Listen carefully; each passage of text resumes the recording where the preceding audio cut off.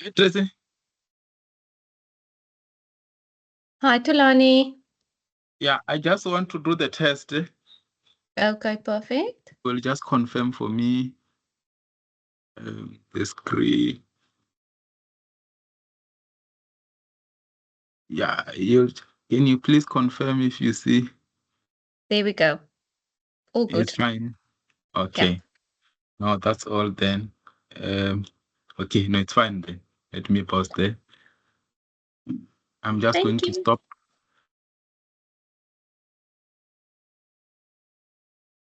Thank you.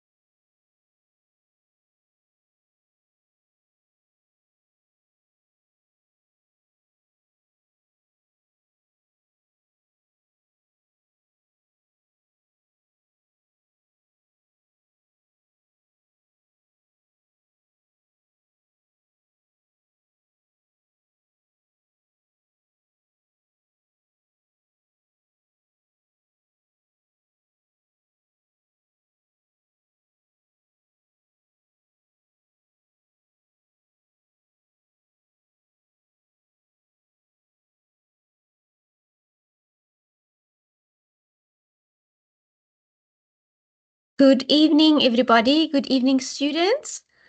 We'll just wait 2 more minutes for the latecomers and then we will start.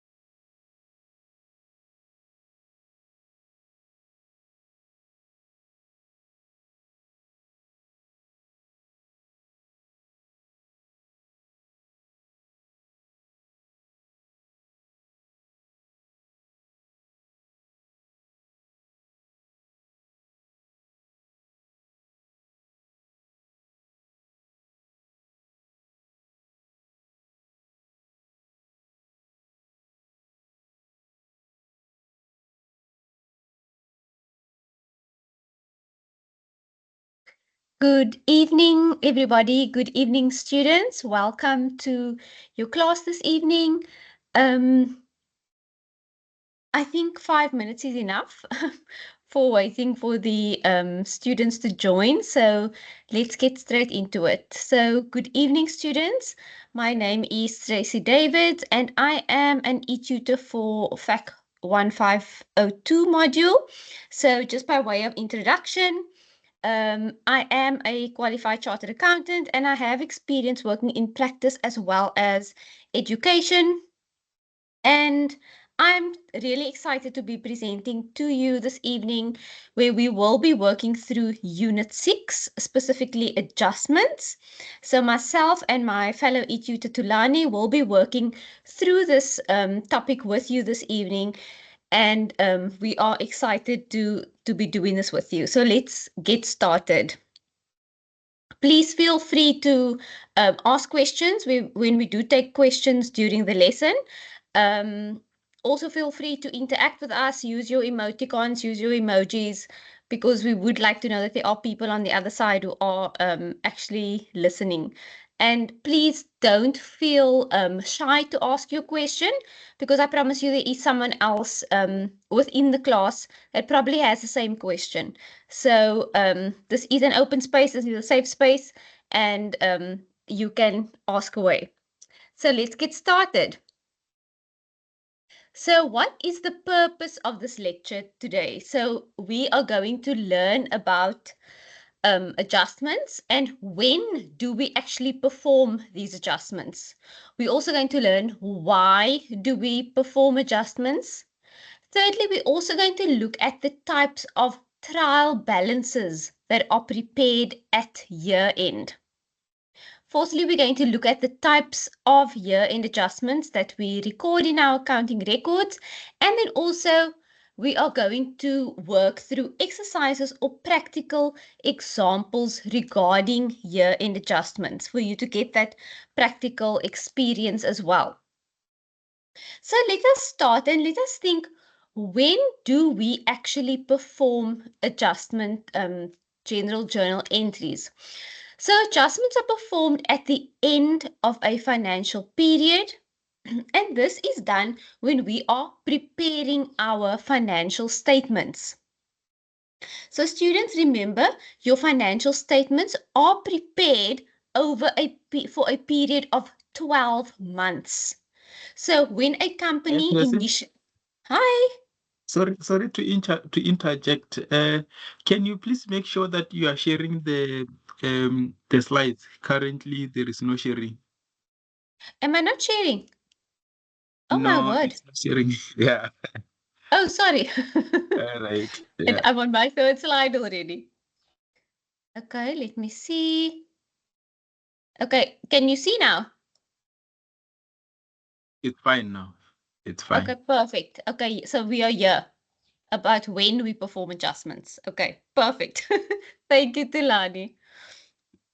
Okay, so students, when do we actually perform adjustments? So remember, we set up our financial statements for a period of 12 months. So when a company sets up their initial company or incorporates their company, they choose that 12-month period, which will then be their financial year. For example, one company may have a January to December financial year, and another company may have a July to a June financial year. So a company chooses that 12-month period, and that will be their financial year. So if I choose January to June initially when I set up my company, or January to December, sorry, then that will be my 12-month period. So that 12-month period, I cannot change. So we know that your financial period is for 12 months, and that is the period that your business selects at its financial year. So when we are performing adjustment entries, that is done at the end of a 12-month period. Okay, so why is it important to make adjustments in your accounting records? There are numerous reasons, and the first one is to ensure that all your current financial period accounts balances are correct. before you are preparing your final accounts in the financial statements. It's also to ensure that all your transactions, meaning all your income and your expenses, your assets, liabilities, all those line items have been recorded in the current financial period that it has been recorded. So that means your financial accounts are complete. So all the transactions that occurred over that 12-month period have been recorded and your accounts are complete. The third reason why it's important to make adjustments is that principle in accounting that is called the accrual concept. So even if no income has been received or no expense has been paid, the transaction should be recorded in the financial statements. And then the final reason why it's important to make adjustment is to record transactions that are not belonging to your current financial year, that these amounts are excluded from your expenses or your income and then classified as assets or liabilities. Because remember, we need to go back to our original thinking that our financial statements are prepared for a 12-month period. So if, for example, we paid insurance expense for 13 months, that means we paid 1 month ahead.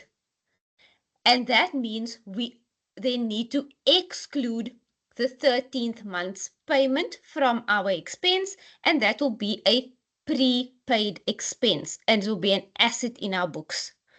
So we need to only record the transactions in the financial period which relate to that specific financial period as an income or as an expense. Okay, so there are steps that we follow relating to adjustments, and these are 5 steps. So step number 1 is to firstly identify what account should be adjusted. Is it an expense account? Is it an income account? That's your first point of thought, is to identify which accounts are being affected by this adjustment. The second step is to determine the accounts and how they would be affected and what balances these accounts should have.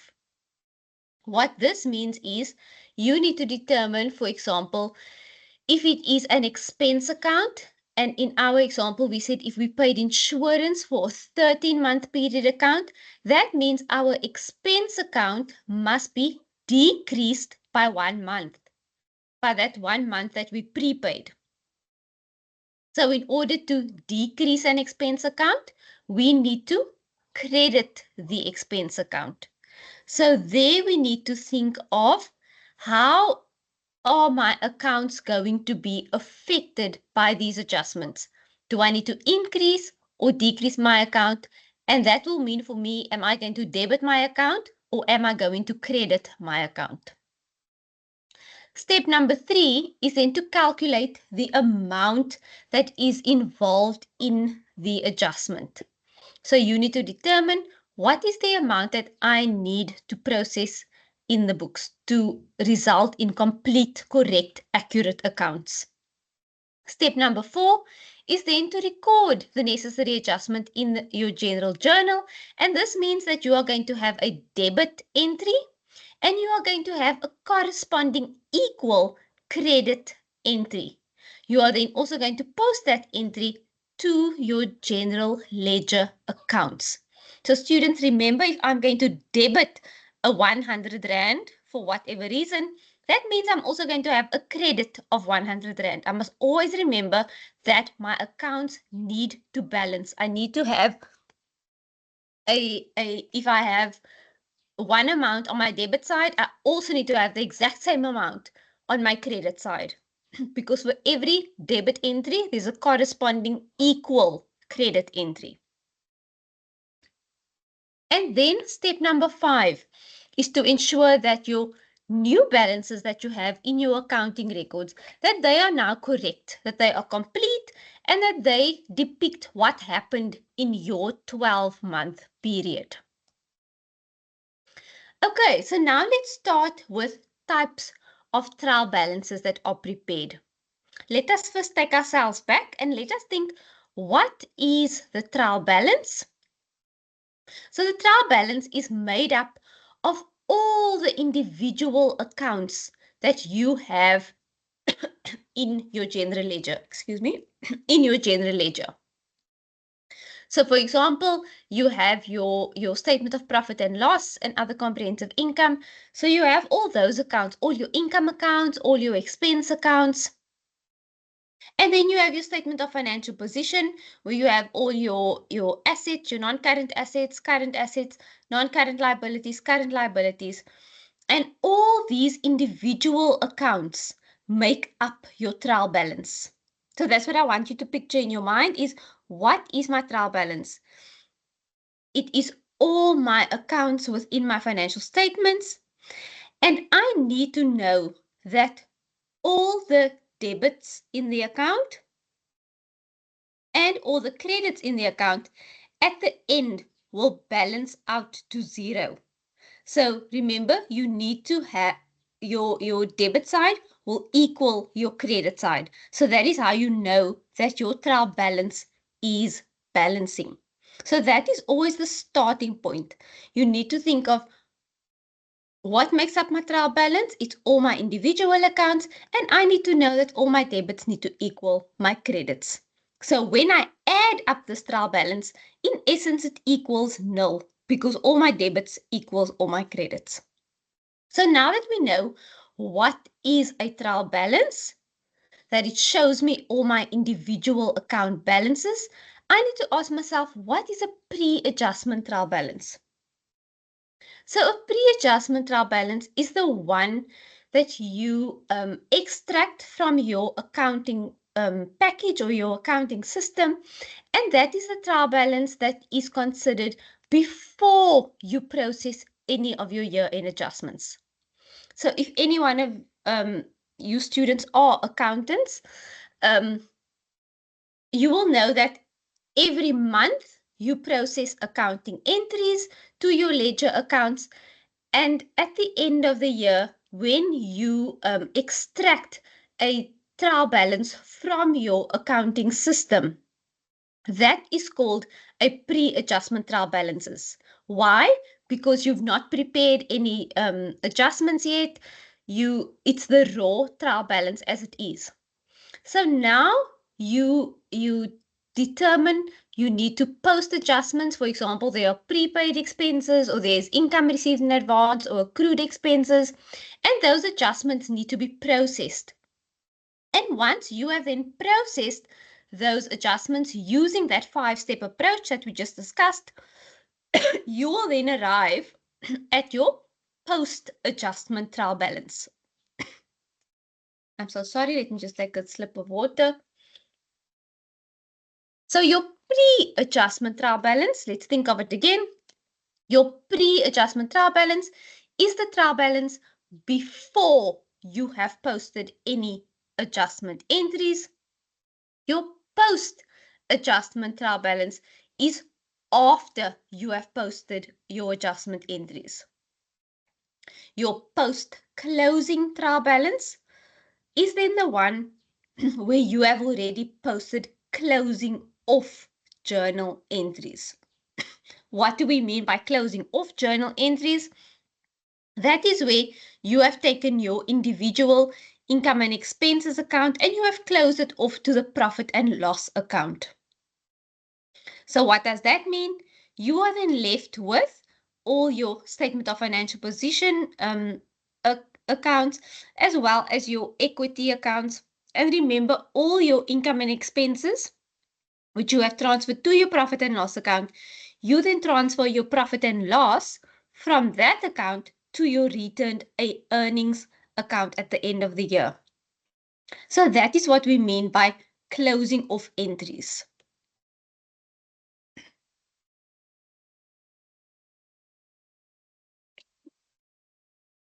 Now we are going to look at what types of year-end adjustments do we have. Students, before we go there, do we have any questions, Tulani? Yeah, so there was a hand from I saw there was a hand from Surprise. Let me just open the mic, but now it seems like now it's down. There is a Okay. new hand from Michael Vincent. Let me just open for Michael, and then Michael, you are on the floor. You can ask. Hi, Michael.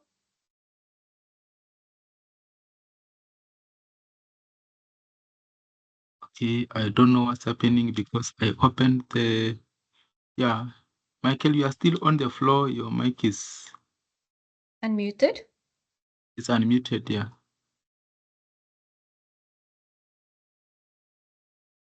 But it seems like you mute from your side. Can you please unmute? Okay.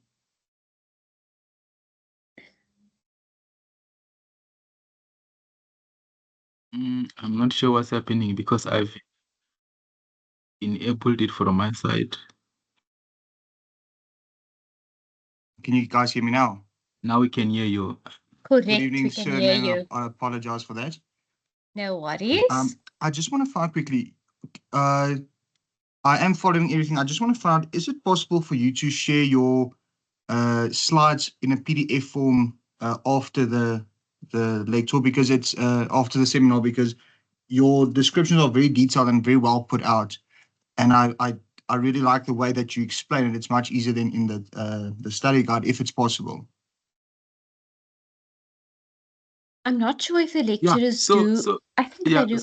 Tulani, you can answer. Yeah. So on that one, I think the lectures are also on the line. They can arrange that logistic, and when they're on the line, then they will.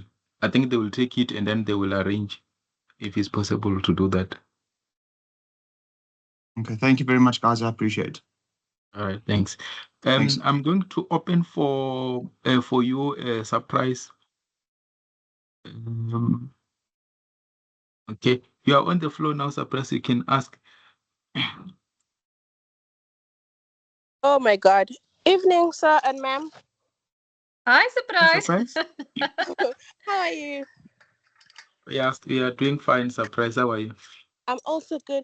Sir, I'm using my phone to log in. I wanted to ask whether the class is recorded or not, because we also have another class at 7. I can confirm to you that this class is recorded. Oh, okay. Clara is being recorded, this class, and then I think it will be circulated. Okay. Thank you, sir. That's what I wanted to know. All right, that's fine. I'm going to give it to Zanel. Zanel, you are on the floor. You can ask.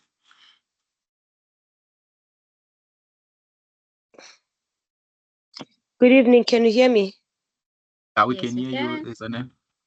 Miss Tracy, could you please repeat the part where you spoke about the adjustments, all the 3 parts? I think I misunderstood you there, Ileki. I couldn't understand everything. Can you please explain it again? Are you talking about the trial balances? Yes, ma'am. Okay, perfect. We'll go back there. Thank you. Okay, Tulani, I'm going to share my screen again. It's fine. Mm.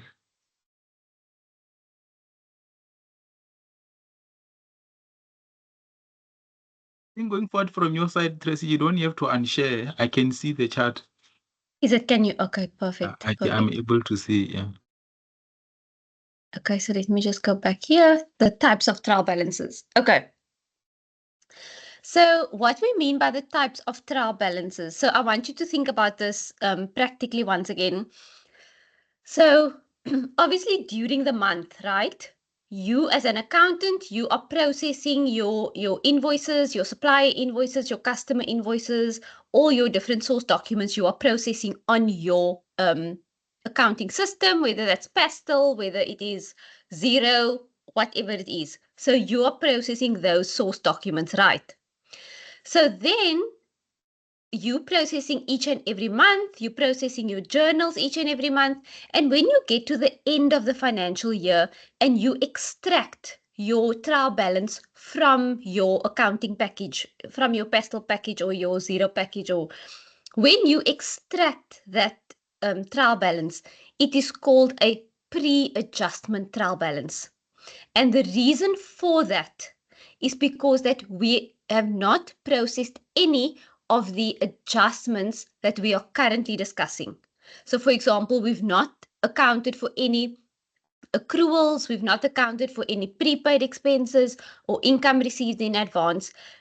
We just extracted our trial balance from our accounting system.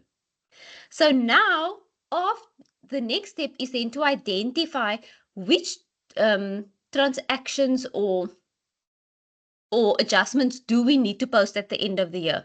Those adjustments we then record using this 5-step approach here that we just discussed. Right.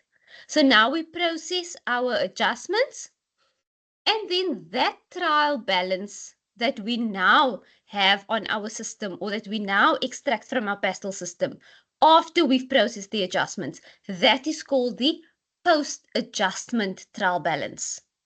So the pre-adjustment trial balance just means that we've extracted the raw trial balance. It does not include any adjustments as yet. But once we have posted our adjustments, that trial balance is then called the post-adjustment trial balance. The last step is then to close off all our income expenses and close off all our our income and our expenses to our profit and loss account. And then remember, we close off our profit and loss account to our retained earnings at the end of the year. So once we've closed off all our income and expenses and our profit and loss account to our retained earnings, that trial balance that we then extract is called a post-closing trial balance. Does that make sense now? Tulani, can we just hear from the student if they are happy with that? Yes, it does make sense, ma'am. Thank you very much. Okay, perfect. Thank you. Okay, students, so now we're going to look at those types of year-end adjustments. So now we have, let us think where we are in the process. We've now extracted our pre-adjustment trial balance, and we're now going to use this 5-step approach to identify and to record these adjustments that we are now talking about. So after we process these adjustments, we will then arrive at our post-adjustment trial balance. So now let us go through these adjustments. The first one is called the prepaid expenses. And what does this mean for us? So this refers to an expense that we have paid during the current year, but it relates to a future year. So this is once again our insurance example. For example, we paid insurance for 13 months, or we paid rent expense for 14 months. That means that in our insurance example, we paid 1 month too much of rental. And why is this? Because a financial year only spans over 12 months. So in our financial records, our expense account should only include insurance expense for 12 months. That extra month, the 13th month that we paid, that is a current asset for us. Why is it a current asset? Because we've paid the expense upfront, but we must still receive that service from the insurance company. So that is an asset to us. The second type of adjustment, that is called an accrued expense. What is an accrued expense? This is an expense that you incurred in your current financial period, but it is still to be paid. It remains unpaid at the end of the current financial year. So let us think of an example of an accrued expense. Usually, your water and electricity bill, for example, from the municipality, that comes a month later. So, for example, if our year end was August 2024, and we are now on the 5th of September, and we only receive our August invoice today on the 5th of September. In our records, we should have included the August electricity and water within that financial year. Why? Because we need to include a full 12 months expense of water and electricity for that year. And an accrued expense, you will record this as a current liability in your financial records. And why is it a current liability? Because you are going to pay this expense within the next 12 months. Other type of adjustment is consumable inventory on hand, and that refers to goods that we use in the normal course of business. Remember, this is different to trading inventory. It is not this, it does not form part of trading inventory. So examples of consumable inventory is things like stationery or packaging material or cleaning material. And these are inventory items or consumable items that you still have on hand at the end of the financial year. You will also account for this consumable inventory as a current asset at the end of the financial year. And the reason being, you are going to use it or consume it within the next 12 months. So students, it's important also to know that a current asset and a current liability will be paid, or the benefit will be received from that asset within the next 12 months. We then have a fourth type of adjustment, and that is called income received in advance. So income received in advance refers to income that you received during the current year, but it relates to a future period. So that means you received that money, you physically received it in your bank account. Your journal entry would be to say debit bank and credit income received in advance. So what does that mean for you? That means you've received money, but you have not perhaps delivered the good yet to the customer, or you've not yet performed that service. So that means that income received in advance is a current liability to you. That means you are going to have to deliver that good or perform that service within the next 12 months. And that is why it is called a current liability. But you have received the money up front for that good or service. So that's why it is called income received in advance. So you received the money, but you must still deliver that good or service. The fifth type of adjustment is accrued income. And this refers to income that's earned in the current year, but it has not yet been received at the end of the financial year. Once again, this links back to the accrual principle that we use in accounting. So income that is earned will be included. So even if the customer has not paid you yet, but you have delivered that good to the customer and you have invoiced the customer already, that means that income has been earned by you, but the actual income must still be received at the end of the financial year. And that accrued income is a current asset. The sixth adjustment is credit losses or bad debts, and this refers to debts that will be written off because they are recoverable. So that means you have sold goods on credit to a customer, but this customer is not able to pay you. So that means that debt is then bad. And you then have to write off that debt because the person who owes you the money will not be able to make that payment to you. Okay, so now that we know what types of adjustments we have, there's a seventh one. It's called depreciation.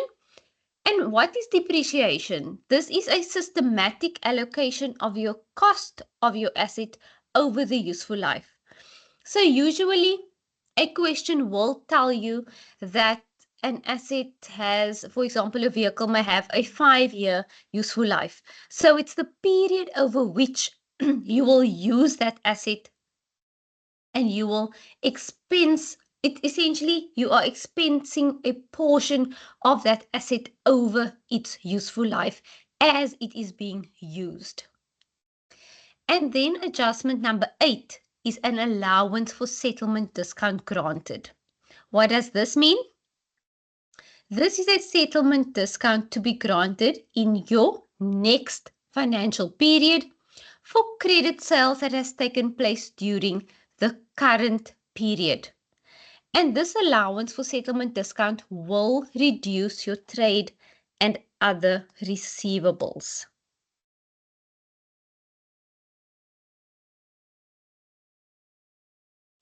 Okay, so students, we will now look at a class example specifically relating to prepaid expenses.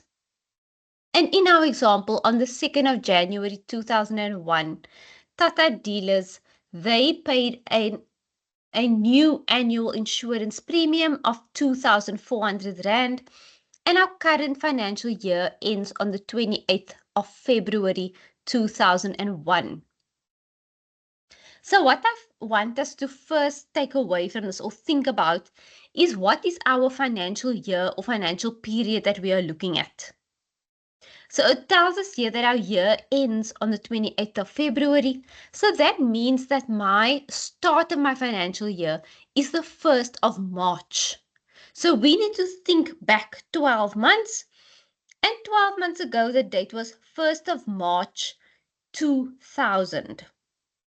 So your 12-month period that you are looking at is 1 March 2000 to 28th of Feb 2001. Correct. So our first required is asking us to indicate in which subsidiary journal of Tata Dealers will the transaction be recorded on the day the transaction took place.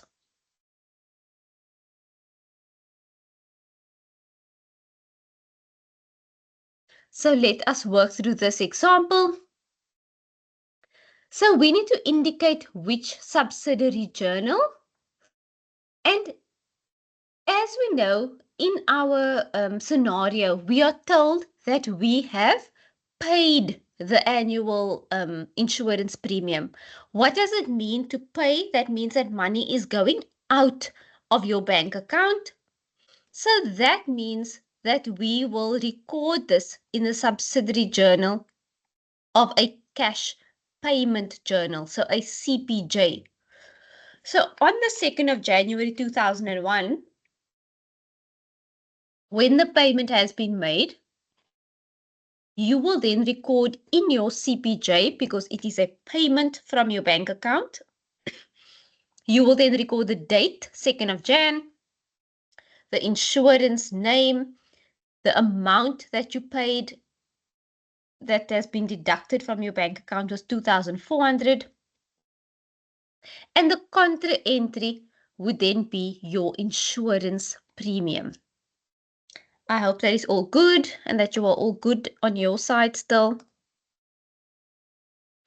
Now we move on to part number B. They are asking us to indicate which account will be debited and which account will be credited on the day that the transaction took place, as well as the amount.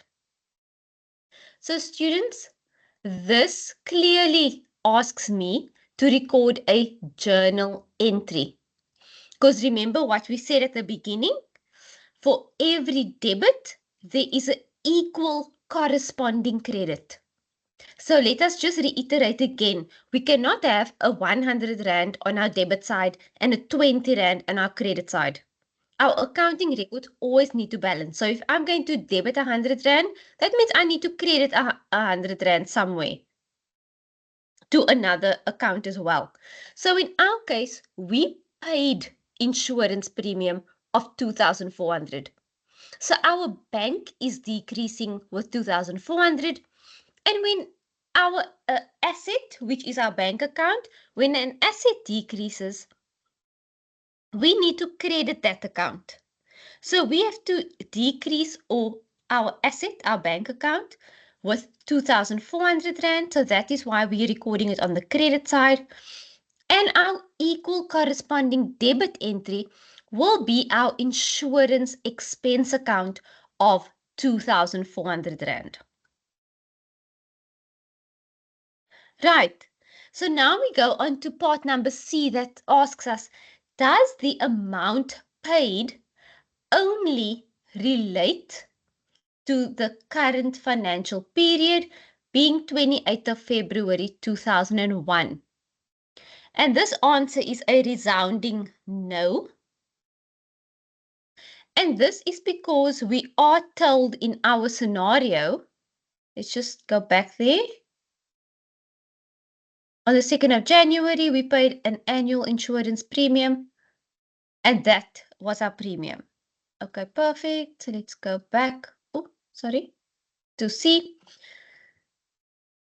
So the answer is no. So we then need to determine what is our insurance premium on a monthly basis. So we know, okay, we've paid 2,400 Rand for a 12-month period. So the insurance premium is 200 Rand a month. Our current financial year, as we mentioned at the start of this question, we said it goes from 1 March 2000 and it ends on the 28th of Feb 2001. Our next financial period will start on the 1st of March 2001 and it will end on the 28th of Feb 2002. So we made this payment on the 2nd of January 2001. So students, what does this mean? The insurance premiums that we have paid spans for the period of 12 months from January to December. But now remember, our 2001 financial year ends on the 28th of Feb. So January 2001 and February 2001, which is the first 2 months, that insurance premium relates to our current year, but we have prepaid 10 months insurance going from March 2001 up until December 2001. And these 10 months where we have prepaid falls in the following financial year, which is the 2002 financial year. So the important point here was to firstly determine what period does this insurance premium cover. That was step number 1. And we can see it covers the period January 2001 to December 2001. The second thing we need to ask ourselves is, does this period fall within our financial year? And our answer is no. Why is it no? Because our financial year ends on the 28th of Feb 2001. So the payment relating to January and February, yes, that relates to our financial year. But from March 2001 up until December 2001, those payments for that 10 months relates to the 2002 financial year. So that means we have prepaid for 10 months. Does everyone understand that?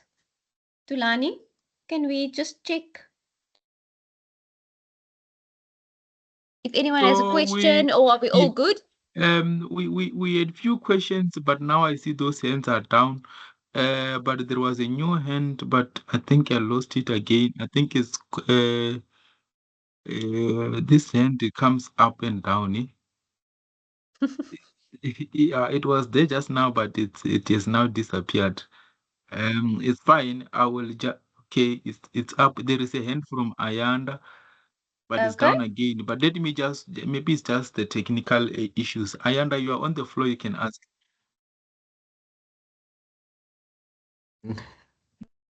Good evening, everyone.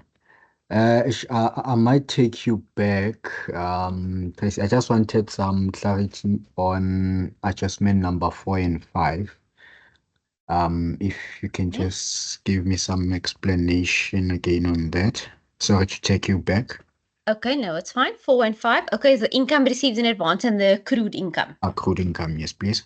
Okay, so let's just think about this. Income received in advance, it's actually tells us what it is, the name itself.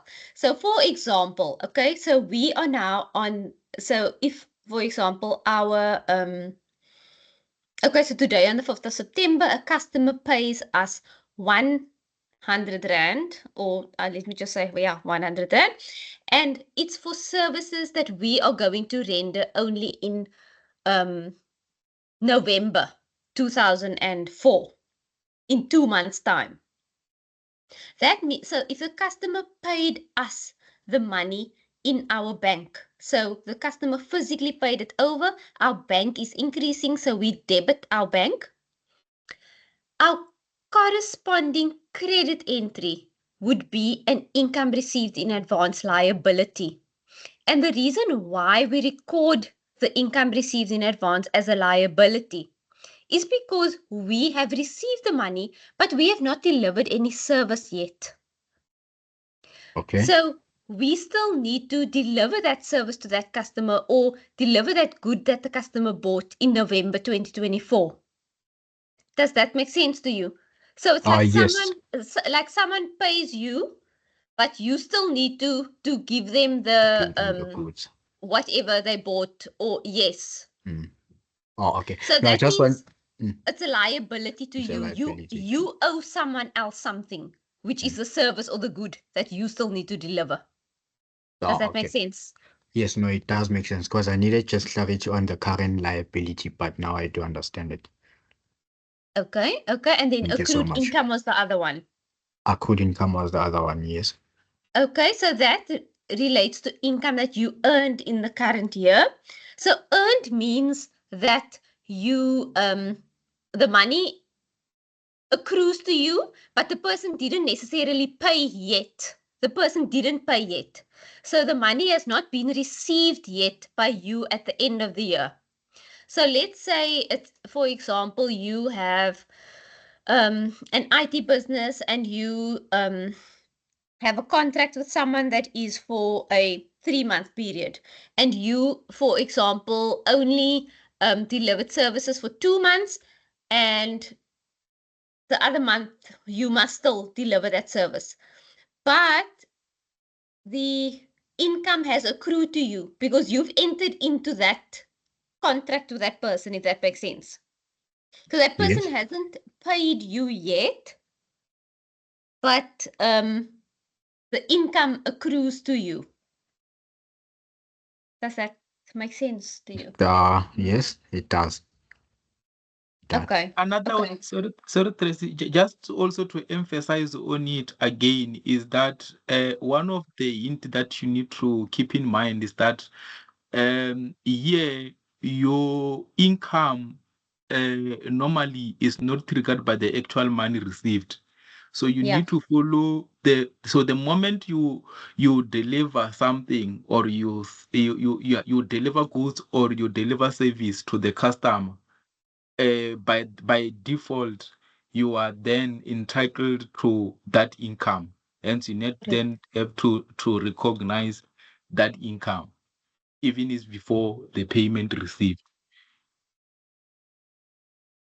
And Okay. the same No. principle will Makes have to sense. apply to your expenses. The moment you receive goods or services from the supplier, you then have to recognize an expense and then also the liability for that.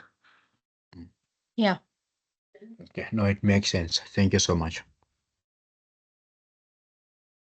Okay, perfect. So there is another hand from Zandile, Tracy, before you continue. Okay. Okay. Sorry. Zandile, you can come in. Hey,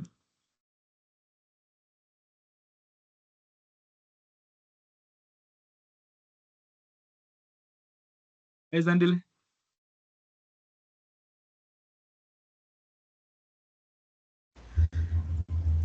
Evening, sir.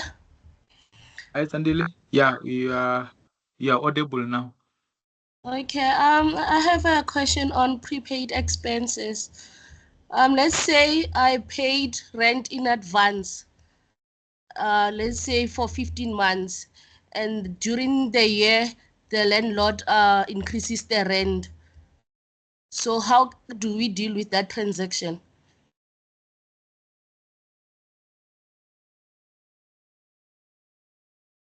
Okay. I'm not sure if Tracy you want to take it. So you paid the rent for 50. So yeah, I think the key thing here, like Tracy said, is the financial year. So whether the rent was increased in the middle of the year, what we need to follow here is that now that portion that relates to the current year is only the rent that you have to recognize. So let's say, like in this example, they're saying the financial year started in March 2021. It's 2020, and then it ended in February 2021. So let's say Yes. now, somewhere in December, you were paying 200. Somewhere in December, the landlord increased the rent now to say it's 2.3, is 2, what is 300, for instance. So now Yes. what we follow here is to say now that 300 for December, you need to recognize in the current from December to February 2021, it has to be recognized in the current financial year. So which means that now, obviously, if there is a portion that falls outside the financial year, that will now become your prepaid. It cannot be recognized in the current financial year. So yeah, the key thing here is the financial year, to say which part of the financial year does that rent falls. Either there was an increase or not, but we look at the financial year period. Okay, so I understand. Thank you. I think. Thank you. Yeah, there is Okay. still a few. I think there is another one from Okay. Zanele. Zanele, you can come. Oh, wait, it was Zanele. Okay, yeah. Now you are on the floor, Zanele. You can come in.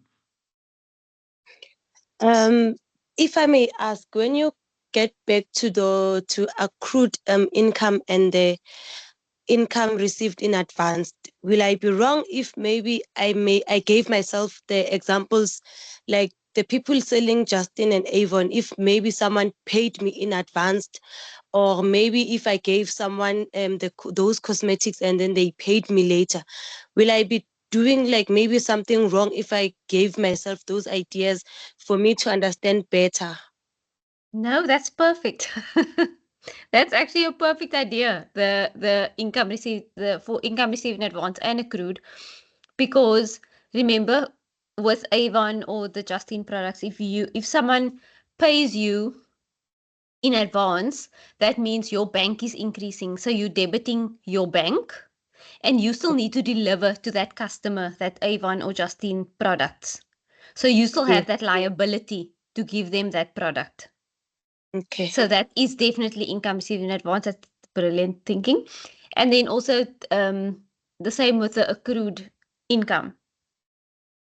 Yes. If you have given that person that goods, like Tulani explained, the fact that you deliver that goods, that triggers that the fact that the amount does accrue to you. Even if that person didn't pay that yet, that is an accrued income. Okay, ma'am. Thank you. I just wanted to be sure if maybe I won't be making any mistakes there. No, that's perfect. Thank you. I wanted to add something on the prepaid expense. Students, you must also remember, besides the financial year, you must have paid that expense. That's why it's called prepaid. So the student's example where she said if the rent, for example, increased. So for example, I'm just going to use Tulani's example again. If in December 2001, the insurance company tells us that the insurance premium is now 300 Rand. If we paid that part, if we paid that additional 100 Rand to make the premium 300 Rand, yes, then it would be a prepaid. But if they just give us a notice to say, oh, the insurance premium will be increasing to 300, and we did not pay it yet, that is not then it's not prepaid expense. You must have paid it, if that makes sense. And also, obviously, you have to look at your financial period. Okay, so let us continue. Okay, so I think question you have- number. I think you have the last one. Let's just take the last one from the student number 69143. There is no name. Okay. You are on the floor, student number 69143.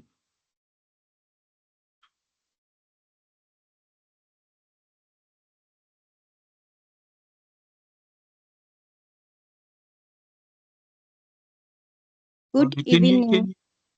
All right. Hello. Am I audible? You are We can audible all now. hear you. Okay, ma'am. I needed clarity about the 2.4. How do I know that it is for January and to December, while our financial year start in March 2.0? I'm just getting confusing about that. Okay, good, nice question. So they told us in our question, right, that we are making this payment on the 2nd of January to pay an annual insurance premium. Sorry. So annual means 12 months. So if we Okay. are paying from on the 2nd of January and we're paying an annual premium, that means we are paying for 12 months, because that's what annual means. So we are paying from January to December. Does that? Okay. And then also, Okay. so the period for which we are paying does not necessarily correlate with our financial year. So that is why we are checking here what is our current financial year and what portion of that expense actually relates to our current financial year and what relates to the next financial year. That's why it's important for us to know what is our financial year and what is the period for which we are making this payment. Okay, I understand. I have a last question. So is it going to always be annual, or sometimes it will be quarterly or half yearly when we are dealing with adjustments? Correct. Your question will be very explicit. Your question will say you are paying rent for a 13-month period, or you are paying rent even for a 15-month period. It can be any period. It can be quarterly, like you said. The point is that you need to see that a payment was made, and you need to see what portion relates to your current financial year and what portion relates to your following financial year. So it's actually Okay. a trick that I would probably tell all students to do is to, or maybe it's because I always used to do it, on the top of your question paper, write your annual financial year. So right there, my year of assessment is 1 March 2000 to 28th of Feb. So whenever you are reading through your question paper, you can always go back, or it will always be a reminder there for you that this is the 12-month period or the financial year that I'm looking at. Okay. And it's Thank important for prepaid expenses because you need to have that split between the expense that relates to the current period and the expense that relates to the period outside of our current financial year. So it's important for you to know what is my financial year that I'm actually looking at. as well as So the current.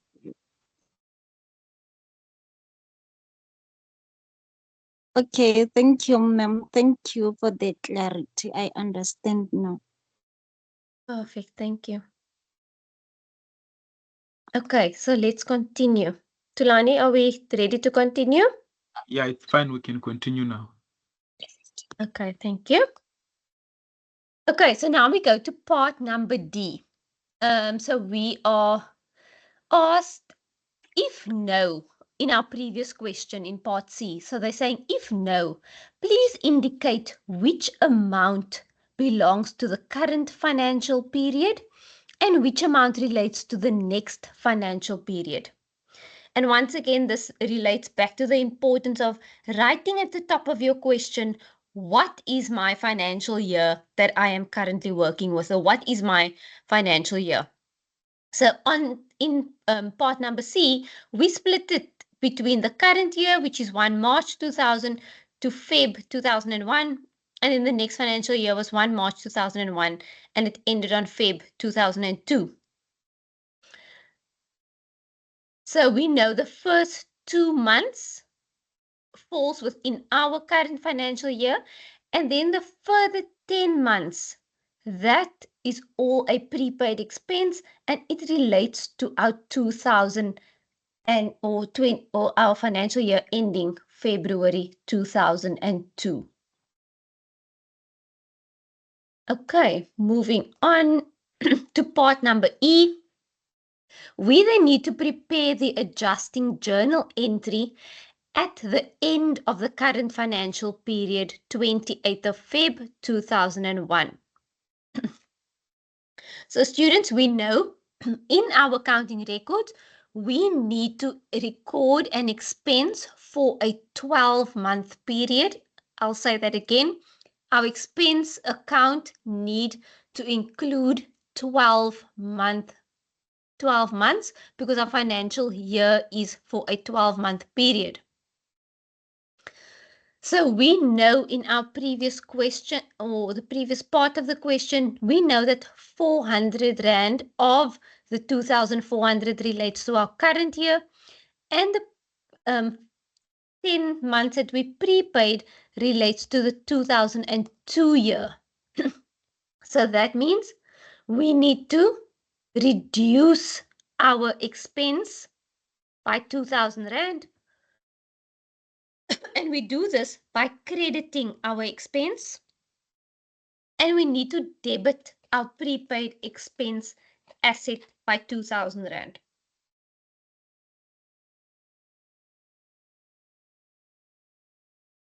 I just maybe want to go back to the first part, because that is where I just wanted to link in your mind. So remember when we initially paid this 2,400 Rand expense on the 2nd of Jan, we debited the insurance expense account with 2,400 and we credited our bank. So we decreased our bank with the 2,400 Rand, which is perfect. But now in this expense account, we've included the full 2,400 Rand when only 2 months related to our current year and 10 months relates to the 2002 financial year. So of that 2,400 Rand, 10 months is prepaid. So 10 months should be recorded as a current asset. So that is why in this journal entry, in part number E, we need to reduce our expense account with that prepaid portion of the 10 months, which is 2,000 Rand, and we need to recognize that prepaid portion as a current asset. Let us once again think, why is it an asset? It's an asset because we've paid out that money to the insurance company already, but the insurance company owes us that service for the 10 months coming up. So that is why it is an asset to us. It is still a service that we need to receive on our end. We are also going to receive that service within the next 12 months. That's why it is called a current asset. Okay, so part number F is saying that we need to prepare the closing transfer journal entry at the end of the current financial period, which is 28th of Feb 2001. So remember, we said at the start of our lesson, you get 3 different trial balances. So you get the pre-adjustment trial balance, the post, and then the final one after we've posted the closing entries. So this is that closing entry that we were talking about earlier on, where we transfer all our revenue and all our expenses in our statement of profit and loss and other comprehensive income, we close off those accounts and we transfer those individual accounts to the profit or loss account to arrive at the profit or loss for our financial year. So we have an insurance expense account of 400 Rand, and we then need to close off this 400 Rand to the profit or loss account. And to close this off, the expense account, we need to reduce the expense account. And to reduce the expense account, we need to credit the account. And then our equal corresponding debit entry would be the profit or loss account to which we are closing off at the end of the year. So your prepaid amount of the 2,000 Rand for those 10 months that you've prepaid, that will still remain as a current asset on your statement of financial position at the end of the financial year. So it will show a prepaid expense account under current assets of 2,000 Rand.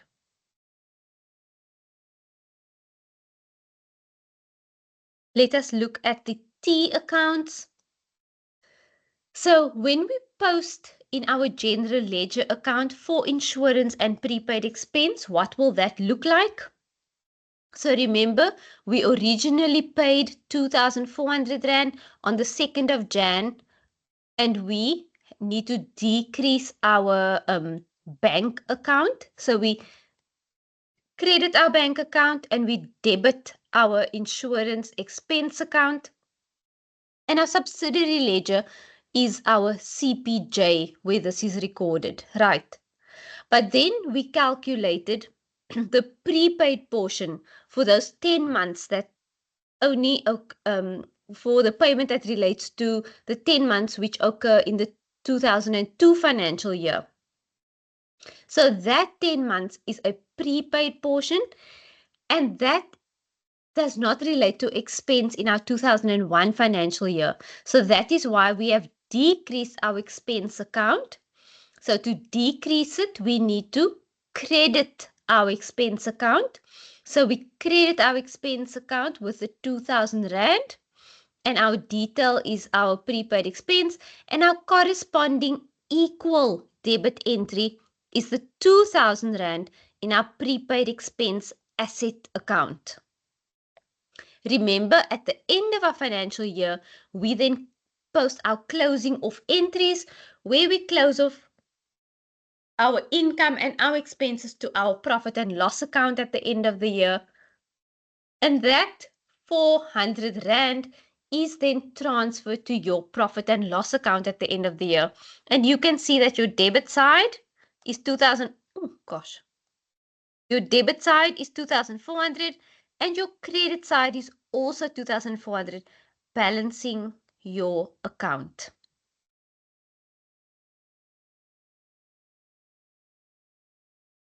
What will our financial statements look like? So our insurance expense will be 400 Rand in our statement of profit or loss and other comprehensive income. And we will have a prepaid expense under our current assets of 2,000 Rand, which relates to those 10 months that fall into the 2002 financial year. Okay, Tulani, are we good? Do we have questions? Anything to ask? So I've seen a number of hands. I will just go by sequence. I will start with Mamukete.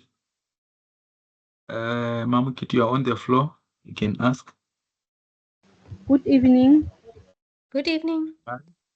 I want to go on number E on the activity. I didn't get it quite well.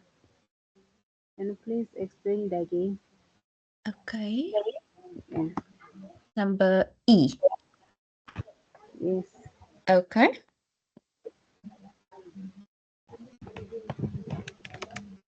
Okay, so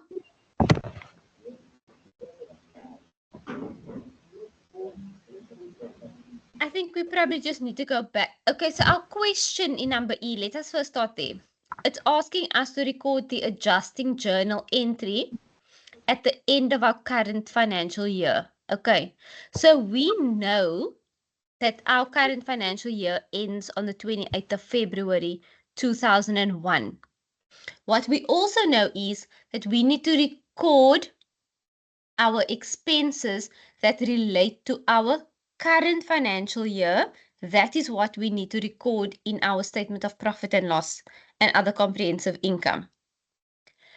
So I want to take us back to part number A, where we recorded, oh no, it was part number B, where we recorded the initial entry.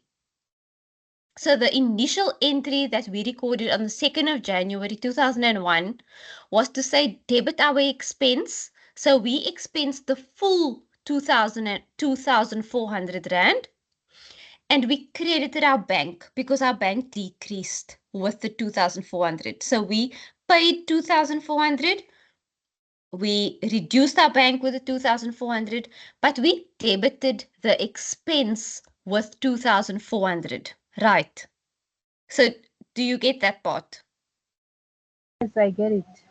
Okay, perfect. So now let's go to number E, where your question is. So now remember, we debited our insurance expense in part A and we credited our bank account. So that means in your general ledger, you now have an expense of 2,400. But you know that only 2 months, meaning 400 Rand, should only be an expense because only 400 Rand relates to our current year.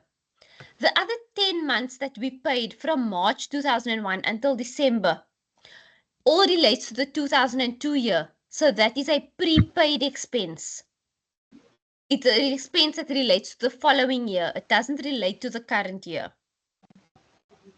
And we know that a prepaid expense needs to be reflected as an asset in our books. So that means we need to adjust that the insurance expense of 2,400 that's in our books. So that is where this adjusting entry comes in. So because we now need to decrease our insurance expense with that prepaid portion of 2,000 Rand because it relates to the following year. And we then need to debit our prepaid expense asset with 2,000 Rand. So the end result would be that we only include the 400 Rand insurance expense that relates to the current year. And when we look at our ledger, you will see we paid an initial expense of 2,400. We then transferred the prepaid portion to the prepaid expense or prepaid expense asset account, leaving us with a 400 Rand in our insurance expense account, which is then shown here on our statement of profit and loss, the 400 Rand. Does that make sense? Yeah, thank you very much. I got it.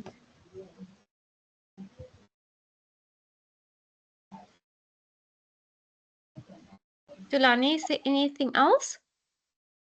Yes, so we're going to go through Tiago Tracy. Okay. All right. Hi, can you hear me? Alright. Yeah, we can hear you now. Okay, ma'am, so when we go back to the closing transfer journal, so it says we need to reduce the expense account, right? And then we credit it because expenses reduce on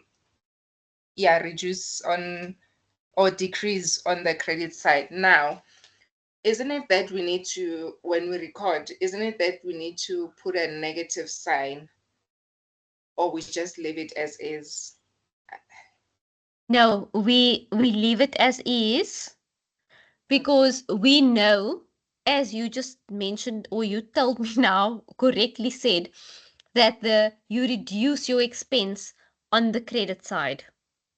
So you Yes. don't need to add another negative in front of the 400. Oh, okay. All right. Thank you. Pleasure. Yeah, we can quickly move to. I'm not sure if I'm pronouncing it correctly. Mering, yeah, Mering, you are on the floor. Oh, sorry, I mean to actually not unraised. I wanted, I'm sorry, E. I wanted you to repeat E, ma'am, but someone else already asked that. Thank you. And now I understand it. Thank you. Okay, thank you. It's fine. We can move to reference. Reference. You can come in reference.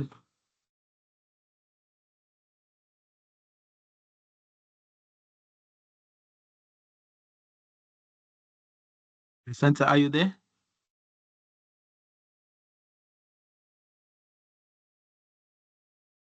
Yeah, seems like. Okay, it's fine. Maybe we can move to Ivan. Okay. Or is still okay? Ivan, you can come in. Hi. Hi, Ivan. Hi, Evan. Hi. Can you please go back to that 10 months for the prepaid expense? Okay. Okay. So there's something that I want to understand. Since the new financial year is starting in March, right? Yes, And we March only 2001. yes, but then we've only accounted for the 10 months, right? So what happens to that other remaining 3 months for that 12-month period of the next financial year? Does it Okay, not? very good question. So what will happen is, so you've now prepaid the 10 months, correct? So that 2,000 Rand would you would then record it as an expense in your new financial year. But remember now, when you get to the 1st of January 2002, you would probably pay another annual insurance premium.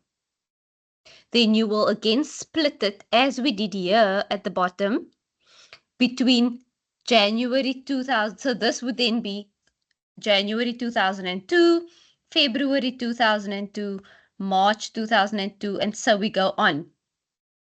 But then this January and February 2002 would be the remaining expenses that you would add in this financial year from 1 March to 28th Feb. Okay. Does that make sense? Okay, yes, it does. So basically then we only okay, yeah, continue. So every year you would then have a prepaid expense. Yes. If that makes so every year, if you pay the annual insurance premium, you would then always have these 10 months as a prepaid expense. Oh, okay. So Okay, what's thank you. going to happen is on the 1st of let's say 1st of March 2001, you are then going to say debit insurance expense of 2,000 Rand and credit your prepaid expense, because now you are transferring your or reversing your prepaid expense entry.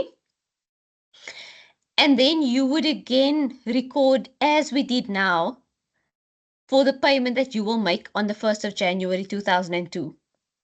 Then the January and February of 2002, you would then add to the 10 months that you recorded as prepaid in your previous financial year. Okay, that's basically what I wanted to know, because in this calculation, we didn't add it, we just used the 10 months. Yes, because the 10 months relates to the following year. Okay, thank you. Tulani, did you want to add Oh, something there? No, I think you covered it well. We still have a couple of hands on the chat. Okay. I'm going to go through Kia Mukhetsi. Kia Mukhetsi, you can come in. Evening, guys. Can you hear me? Yeah, We we can can hear hear you, you. Kia. Yes, but I wanted to ask on the statement of financial position. Can you please go back to that page?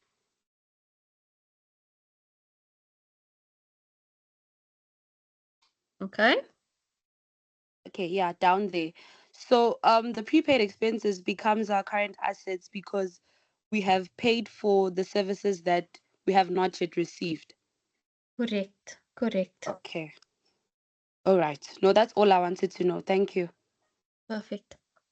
And also, Kia, the reason why it's classified as a current asset is because the period that we saying we are recognizing for is shorter than 12 months.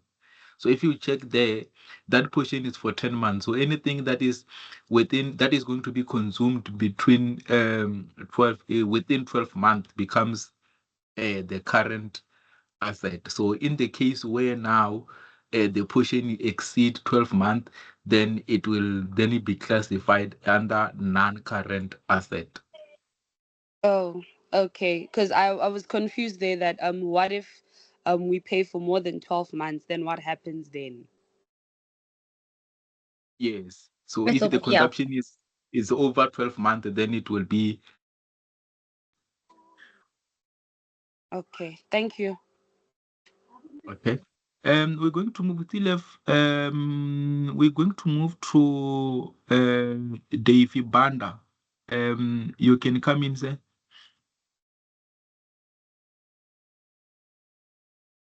Hi, sir. Can you hear me? Yeah, I thought it was yeah, we can hear you. Sorry for that. We It's can hear okay. you now. I wanted to go back to the study guide on page 8 and 9. So I was going through it and I was kind of lost where. So in the new financial year, it says the amount for water and electricity is 2,000. But when I go back to the previous page, it's 3,240. So I wanted to know how they got to 2,000.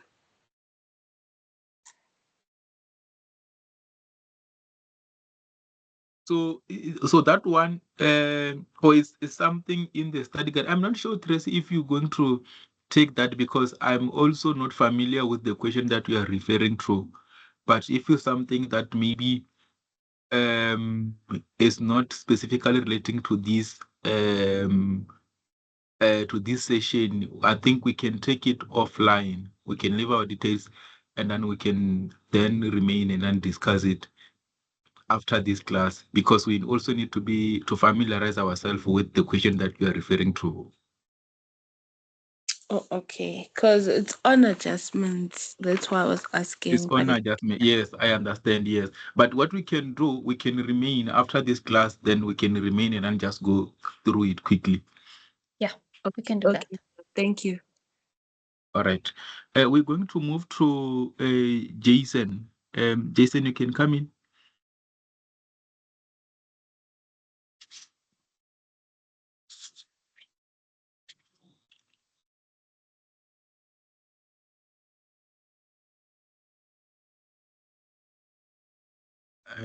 Jason?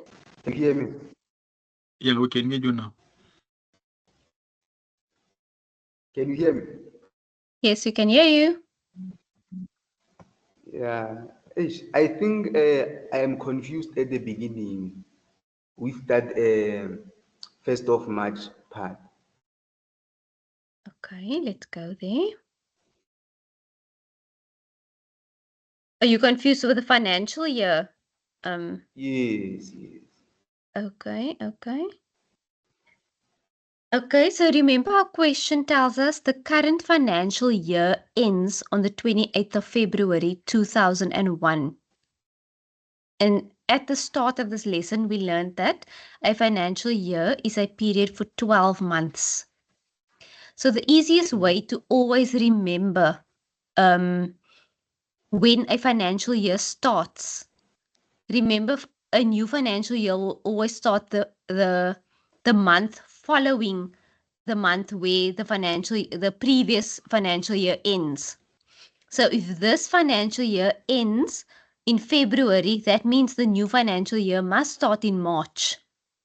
So when you think about it logically, your financial year for that ends on the 28th of Feb 2001 would have started in March in the previous year. So always just think of the month following the year-end month. That will always be the start of your financial year. Is that the easy way to remember it? Yeah. Or not really? Yeah, now it's clear. Okay. Now you can say if it's not clear, or if you need another explanation. I know you made it simple. I was just confused that Okay, where just it's coming always, from, but now I can see. it's the same like, for example, if our question had to say our financial year ends on the 31st of March, maybe on 31 March, that means your new financial year will always start in April. So that means your current financial year would have started in April in the previous year. So always just think of the start of your financial year will always be the following month after the financial year in month. That's the easy way to remember it. Okay, thank you. I think Jason is fine. We can now move to Butlale. Butlale, can you come in?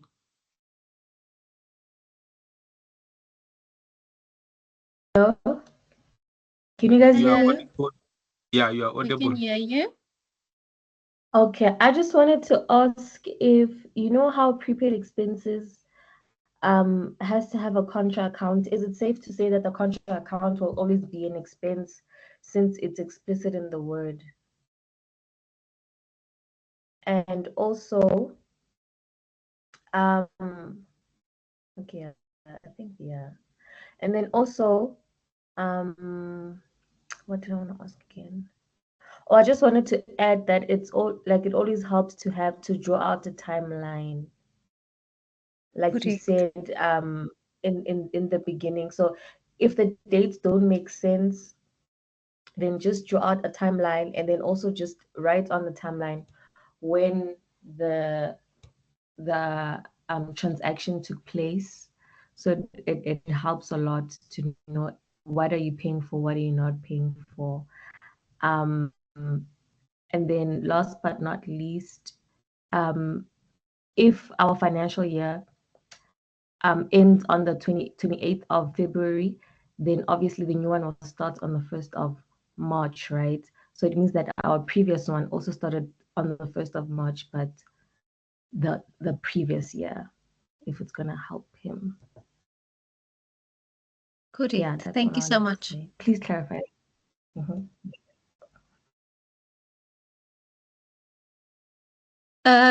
So to your question, yes, it would be an expense that you would be crediting or reducing, and then your contra entry would be debiting your prepaid expense account.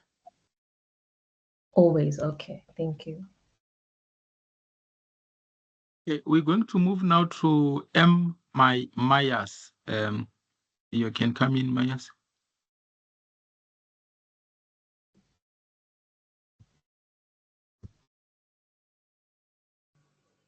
Sir, I'd like to add a question here. So I just want to, actually, it's two questions. One, how will they test us in adjustment in the assessment way? Because so far, when you look at the revision and all, and if you look at the assessment question, it doesn't add up. Like sometimes it's confusing how to identify where it's adjustments or anything. So how will they test us on adjustments for the assessment? And finally, I want to know about prepaid expenses. How do you know which amount to put in the statement of profit and loss? Like, for example, how did you know to put 400 Rand in the statement of income and expense? And how did you know to take 2,000 and put it in the financial position? Okay. I think speaking to your first question now, I think the lecturers may be better to answer that. But I think from your point of view as a student, I think it's maybe important to understand the principle. Because if you understand the principle, whatever they ask you in the assessment, I promise you they're not trying to trick you at all. That you would definitely be able to answer that. So I think it's important for you to understand the principle. But I think the lecturer may be in a better position to answer you on that one. And then the second question, remember, you need to know what accounts actually appear in your statement of profit and loss and other comprehensive income, and what accounts appear in your statement of financial position. So you know in your statement of profit and loss is all your income accounts and all your expense accounts. In your statement of financial position is all your assets, your liabilities, and your equity accounts. So when we calculated our or the question told us we paid an annual insurance premium. So that meant we paid for 12 months from January to December. But only 2 months related to our current year. So 400 Rand out of that 2,400 Rand was actually an expense that related to our current year. 2,000 Rand, which was for the 10 months from March 2001 to December 2001, was a prepaid portion. And remember, why is it prepaid? It's because we must still receive the benefit of that service within the next 12 months. So it's a current asset because we're going to receive that benefit or that service from that insurance company within the next 12 months. So that is an asset to us. So that is why that is recorded in the statement of financial position, because the statement of financial position reflects all our assets, our liabilities, and our equity. Whereas the statement of profit and loss, that reflects our income and our expenses. So basically, the statement of financial position will reflect the balance for the next financial year. It also ends the financial period, but more importantly, it reflects the new balance that will be taken into account for the next financial period. So that's why 2000 was recorded.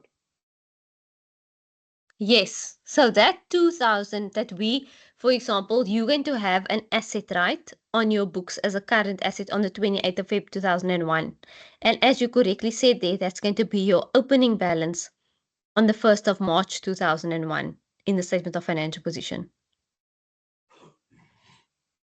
Okay. Also, I want to know how will the other the other adjustments, like except for prepaid expense, for example, consumable inventory in hand. I know there are like different tactics to work with them.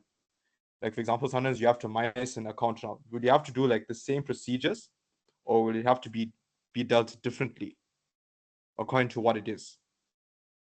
You will have to see what the adjustment is, and obviously each adjustment is treated differently. So that's what we're currently doing now. We are going to work through examples of each type of adjustment.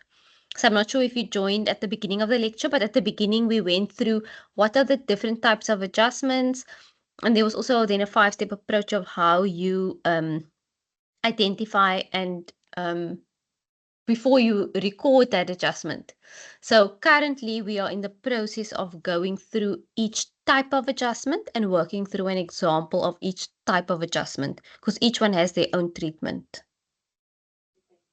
Okay, thank you so much. Okay, perfect.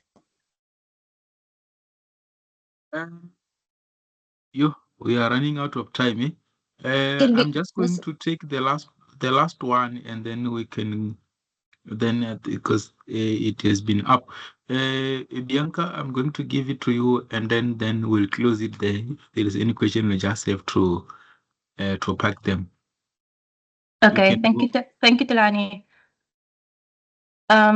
So mine was not a question per se, it's more a comment with regards to the financial period or the financial year. I think it can become very overwhelming when you think of something like a financial period or thinking of it as a financial year in a whole. So what usually helps me is like just keeping it simple and thinking like your birthday. specifically. So it takes a full year for you to wait for your birthday to happen again, if that makes sense to anyone. So then I think of it like, okay, the month after my birthday, then I know it's another whole year to have to go through again. So everything is fresh for the next month, if that makes sense. That just helps me with regards to thinking of financial periods or financial years. So that was just a little tip. I don't know if it makes sense to anyone else.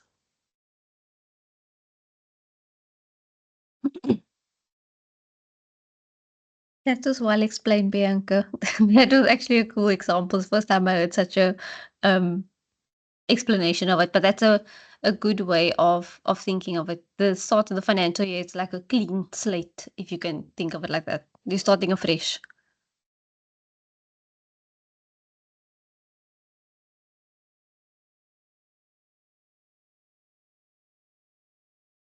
Okay, can we continue? I think we can continue now. The other okay. question we just have to pack then. Okay, perfect. Okay, so let's continue with accrued expenses. So remember, these are expenses that we said in the beginning that these expenses have been incurred in the current year, but it still remains unpaid at the end of the current year.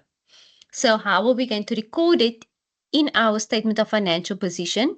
It will appear as a current liability. And why is it a current liability? Because we are going to pay this expense within the next 12 months. So let's look at an example.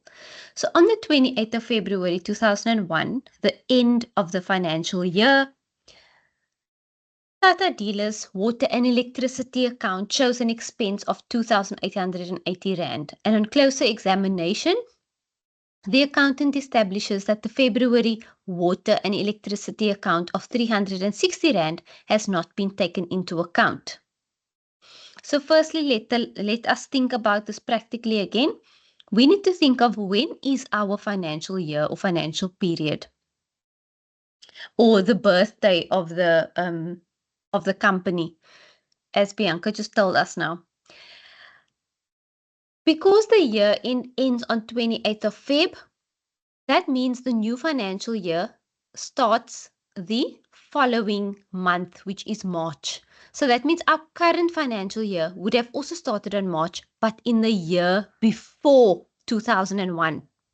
So our financial year, if I was a student, I would write my financial year is 1 March 2000 until 28th of February 2001. So I know that is the 12-month period I'm working with, from 1 March 2000 to 28th of Feb 2001.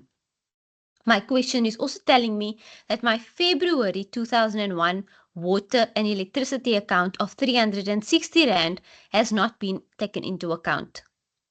So that means I have incurred this amount, but it's not been paid yet at the end of the year. So I still owe this money to the municipality, this water and electricity.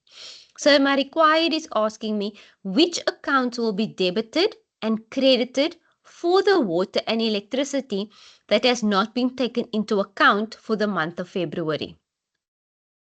So once again, we need to think about this practically. They are asking me what accounts to debit and credit. So in essence, I need to prepare a general journal entry. And what did we say at the beginning? For every debit entry, there is a contra equal credit entry. So if I record 360 Rand on my debit side, that means I must have a 360 Rand on my credit side as well. It must always balance. So let us look at part number A. They are asking us what accounts will be debited and credited for water and electricity. So we know that water and electricity is an expense, and it will appear in our statement of profit and loss and other comprehensive income. And our expense increases on the debit side.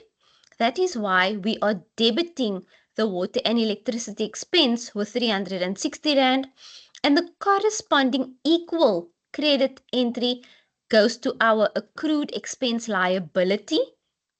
And our liability increases on the credit side. So that's why we have credited this accrued expense liability with 360 Rand. Why? Why is it a current liability? Because we are going to pay this expense within the next 12 months.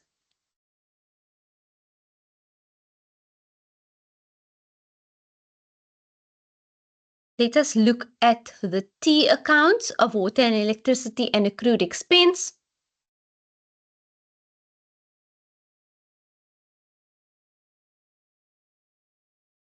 So we increase our water and electricity on the debit side, which we have done right there. In our question, we were also told, so we said they told us that our water and electricity account shows an expense of 2,880 and we must still account for the 360 Rand. Okay, so that is why we started here with a balance of 2,880 Rand because our question told us that this is what we've accounted for already in the current year. The accrued expense is the water and electricity relating to February 2001. And then remember, at the end of the financial year, we always need to close off our income and our expense accounts to the profit and loss account. And to close off an expense account, that means we need to reduce that expense account and transfer the total of 3,240 to the profit and loss account. So to do that, we need to credit the expense account and the debit will go to the profit and loss account. So that is what we are doing here by crediting the expense account. We are closing off the water and electricity expense account. In our accrued expense, remember this is a current liability and a liability increases on the credit side. So that is why we have a 360 increase in our accrued expense liability account of 360 Rand. Let us look at the disclosure in our financial statements. In our statement of profit and loss and other comprehensive income, our total water and electricity expense is the 2,880 Rand, which they had given us in our question, and we needed to add our accrued expense of 360 Rand, resulting in our total water and electricity expense of 3,240 Rand. And then in our statement of financial position, we have as a current liability the accrued expense of 360 Rand.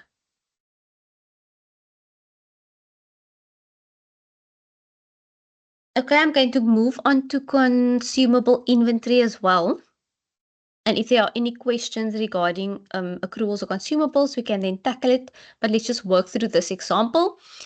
So on the 28th of February, the end of the year, Tata Dealer's stationery account shows that stationery to the value of 500 Rand was purchased during the year. So at the physical count, it is determined that stationery worth 150 Rand is still on hand at the end of the year. So we are asked which accounts will be debited and which account will be credited for the consumable inventory at the end of the year. So once again, we need to debit one account and we need to have a corresponding equal credit in another account. So what do we need to do? We need to recognize our stationery asset at the end of the year. So our question has told us that we purchased stationery to the value of 500 Rand. And at the end of the year, when we actually counted the inventory, we still had stationery worth 150 Rand. So that is telling us that our asset at the end of the year should be 150 Rand. And to increase an asset, you do this by debiting the account. So that is why we are debiting the consumable asset. And we are reducing our expense with the 150 Rand. When we look at the ledger accounts, if we first look at stationery expense account, So they told us in the question we purchased stationery to the value of 500 Rand, correct? So we recorded the full amount that we purchased of 500 Rand in our expense account. But at the end of the year, we had 150 Rand left as the consumable inventory asset. So that means we needed to reduce our expense by crediting our expense with 150 Rand, and the corresponding equal asset or debit entry would have gone to our consumable inventory asset account at the end of the year of 150 Rand. The balance of our stationery expense account would then be closed off and it would be transferred to the profit or loss account at the end of the year. We then need to look at how consumable inventory on hand will be reflected in the financial statements. So we know we purchased 500 Rand consumables for the year, but there was an asset of 150 Rand when we did our stock count at the end of the year. So that means 350 Rand of this 500 originally purchased was actually used during the year. And that is the amount of our expense. The amount that we used during the year, that is what we have expensed during the year. The 150 Rand that we have at the end of the year will be a current asset and that will be recorded as consumable inventories. And the reason for that is the 150 Rand will be used by the company within the next 12 months. Students, do we have any questions?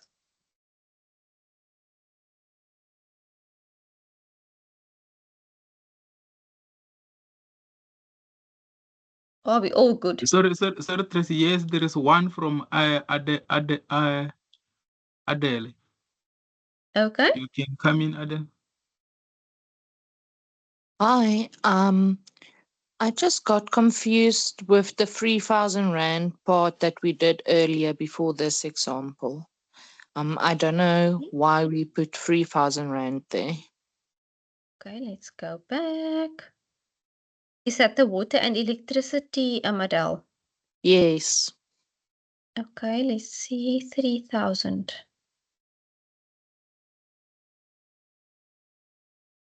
Okay, I don't see 3,000. Go to the next page again. Okay, there we go. There's the 3,240 Rand. Oh, okay. So remember, they told us here in the question, if we go back, it told us that the water and electricity account shows an expense of 2,880. So that means up until the point of 31 January 2001, our expense so far has been 2,880. And we have not recorded the February water and electricity of 360. So that 2,880 was for the rest of the 11 months of the year. And then the 12th month at 360, we have not recorded yet. So what we were doing there is just to bring down that balance of the 2,880, which we've incurred to date. And then we accounted for our accrued expense of February. So remember, to account for the accrued expense, we said debit electricity expense because we need to increase our expense. And the reason for this is our books need to account for 12-month expenses or the expenses that relate to this current financial year. And our credit is then the liability. Why is it the liability? Because we still owe this money and we are going to pay this money within the next 12 months. But looking at the expense account, the 2,880 was for the previous months. Then we added the 360 Rand relating to February, and the total is 3,240. And then at the end of the financial year, remember we said at the beginning, we always close off our income and our expense accounts to our retained earnings or to our profit and loss account at the end of the year. And we then take that profit and loss account and then reallocate that to the retained earnings at the end of the year. So, in essence, every time you start a new financial year, your income and expense accounts always start on a nil balance. And the reason for that is because at the end of your financial year, you've transferred that total expense out of the expense account by crediting it, and you transferring it to the profit and loss account. Okay. Does that make sense? Yes, thank you. Okay. We're going to move to Numisa. You can come in, Numisa.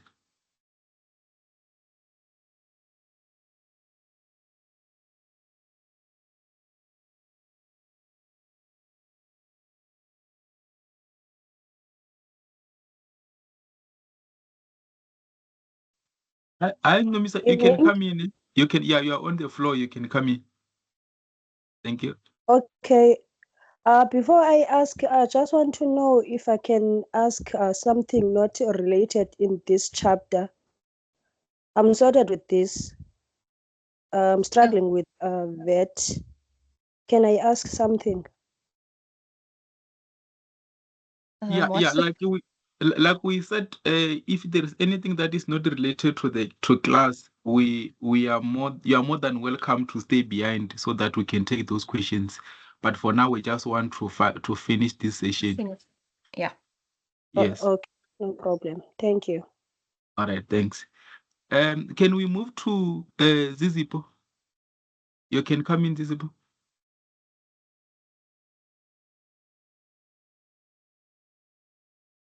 Um, I would like to ask, in a case where you were just given the amount for the 11 months and not given the accrued expense, how would you go about on finding the amount,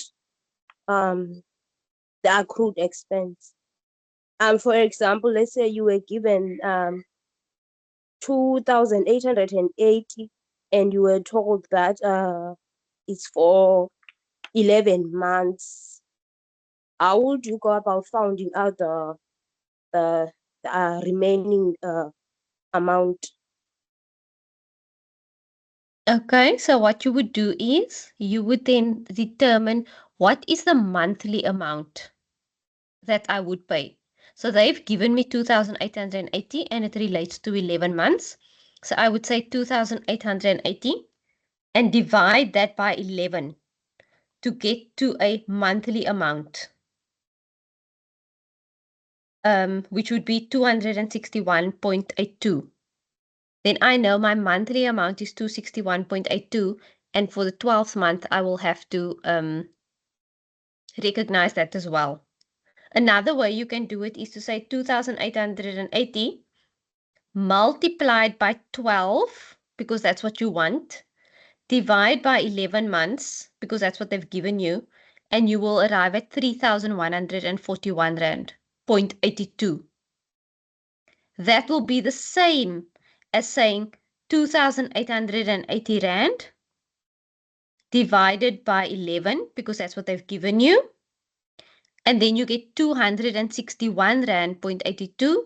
And when you add that 261 Rand to the 2,880, then you get to 3,141.82. Okay, thank you, ma'am. It's a pleasure. Okay, it's fine. I think we can take the last one from Amanda, then we can close so that we can finish the other three parts. Amanda, you are on the floor. You can go for it.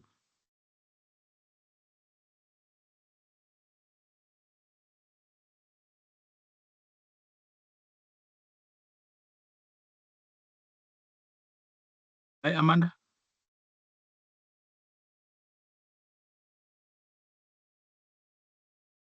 Amanda.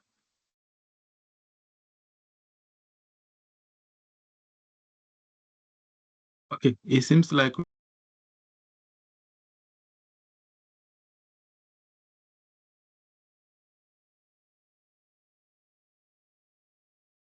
oh, sorry, I'm also on mute. We are struggling to get Amanda Tracy. I think we'll just have to continue. Yeah. Okay, I think I've reached the end of my session, Tulani. I think you can share your screen. I'll stop sharing on my side. All right, no, that's fine. I'm going to share from my side. Okay. You'll just confirm from your side if you can see. I can see, yes, correct. All right. So, once again, afternoon, everyone. So I'm just going to continue with the last part of the session. I think on the highlight, on the summary, Tracy had already gone through these items that we need to cover. So I'm just going to continue from the income received in advance. So this income received in advance is also part of the adjustments that need to be processed at year end. So here, I'm just quickly going to jump into the question for today. I see we are running out of time. I'll try to be quick, but obviously I don't want to leave everyone. I just want everyone to keep following. So yeah, we have a class example for income received in advance. They saying that on the 28th of February 2001, which is the end of the financial year, the rental income account shows that 10,400 was received, right? So this is at the end of the financial year. So it says that the total rent income that was received is 10,400, right? And then it says that was received, and it says that this dealer rents out a part of its building for 800 a month. So basically what they're saying is that the rental per month is 800, but then the total of 10,400 was received, right? Sorry, Tulani. Can I just interrupt your presenter mode? I see one of the students are saying, can you please put your slides on presenter mode? Okay, no, sorry for that. Thanks so much. Let me go through. Now, when you do the presenter mode, now I just to go through the. Yeah, I think I was here. Okay. And let me take this thing down there. So yeah, so I was still on the exercise. So it says that on the closer investigation, it was established that the rental for March 2001 has already been received, right? So now, if you go back to, okay, no, it's fine. This is the question. So what we are taking from this exercise is that our financial year end in February 2001, and then we saying that the rental income of 10,400 was received for this financial year, which ended in February 2001, and then we see that the monthly rental is 800 a month, right? So now they're telling us that now when we investigated, we found out that there was a March month that we already received rent for. And when you see this March, it's the month that falls outside our financial year, because our financial year end in February. Okay, so now if you go through the question, it says calculate the number of months the rent calculate the number of months the rent was paid for. That's the first part. And then the second part, it says which account will be debited and credited for the rent income that does not belong in the current financial year ending February 2001. And it says disclose the rental income and income received in advance in the financial statement for year ended February 2001.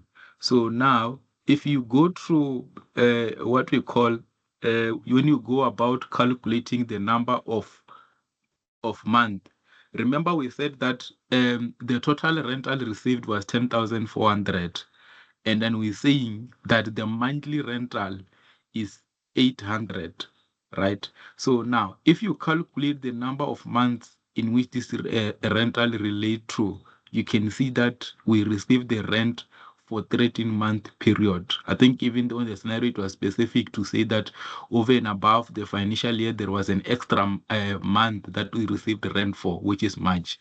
So overall, we received the rent for 13 months, right? Because our current financial year will have started in March 2000 and then ended in February 2001. So then now we have that portion of 1 month, which is a what rental received in advance, right? So now here it's just the table that shows you then the month that the rental does not belong to. As you can see here, we're saying that this is the March month that the rent does not belong to, but also this was also given in the scenario that this month the rent was already received. Therefore, it was clearly there that we can see that this does not belong to the current financial year, right? So now, if you go to the second part, it says now which accounts will be debited and credited for the rent income that does not belong.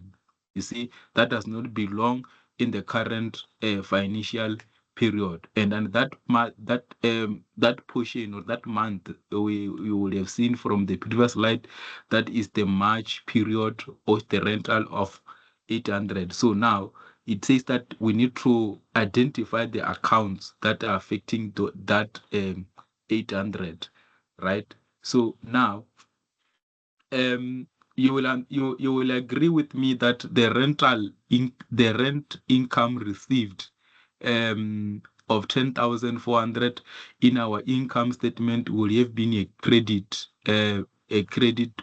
side transaction.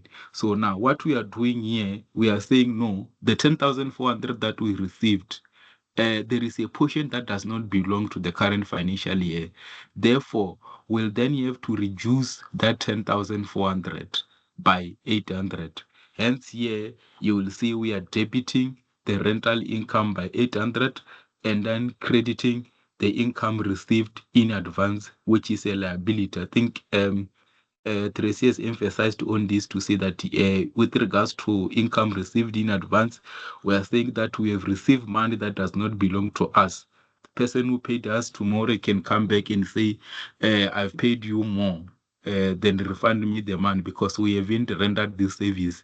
Hence, we have to recognize the liability for that. So the reason we are debiting rent income is because the 10,400 has already been recognized in the financial statement, in the rental income account. Therefore, we have to reduce that account. Okay.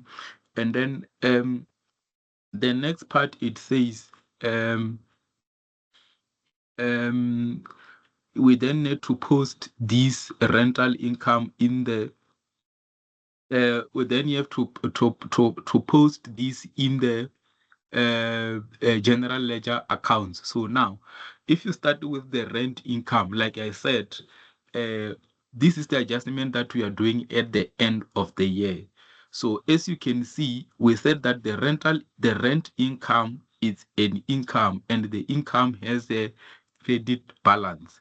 Hence, here you will see the 10,400 that we received. The entire balance is sitting on the credit because this the rent income by its nature is a credit balance. So the sequence of event is say that our starting point is to say that we have this account for income, rent income, that is sitting with the balance of 10,400. But then when we investigated, we said, no, wait, there is an amount of 800 that does not belong here. So therefore, we then have to reduce this rent income by this 800. Hence, we are debiting this account by 800. And then now the contra account for this become your what? Your income received in advance, which then you will see down there, you will have a T account for income received in advance. And then now like Tracy has emphasized this to say that what the reason for this, we are saying we want to reduce this, and then once you reduce this, then you will have the correct, will remain with the correct balance that's supposed to remain in this rental income account. But then it's year end. We say that this account need to be closed. Closing means that it need to be on zero, right? So now you will see here, you will have the profit or loss account that we are closing into of 9,600. What is this 9,600? The 9,600 is the balance that remained after we reduced this 10,400 by 800. So this account remained with 9,600. But now we are saying that we want this account to be zero, which means the entire 9,600 is then now transferred to profit and loss account, right? So now, like I said, everything here, this income received in advance is in contra account. Then you will have on the T account here, as you can see, the income received in advance, like we said, it's a liability. Liability have here a credit balance. Hence, we are saying this amount of 800 then become your income received in advance liability. Hence, we are crediting this income received in advance. Okay. And then the other part, it was saying now we need to disclose this in the statement of financial in the financial statement. So in the financial statement, you will see that you will have, like I was saying, that the rental income of 10,400 that we received, we said the 800 is not an income in the current year. It has to reduce what we have recognized in this account.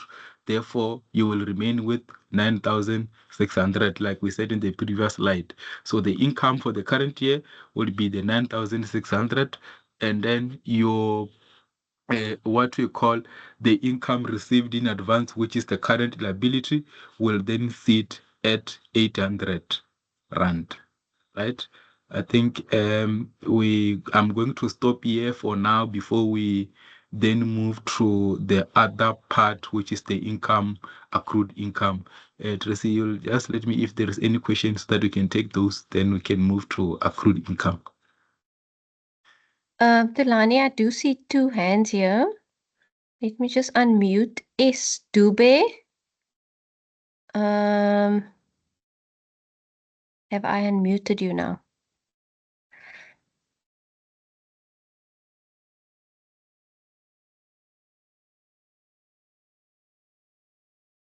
S. Dube. I did unmute you. Can you hear me? We can hear you. All right. Can you go back to the previous page, please? Okay. You'll tell me where to stop. Okay. Oh, stop here. All so I know I'm a beginner in this course, but I'm confused there on the credit side, on the right-hand side, that 10,400. Like, can you explain it to me again? Like, I do not understand. Yeah. So right. So yeah. So on this one, remember, one of the things that you need to maybe also take into account is when these transactions are given.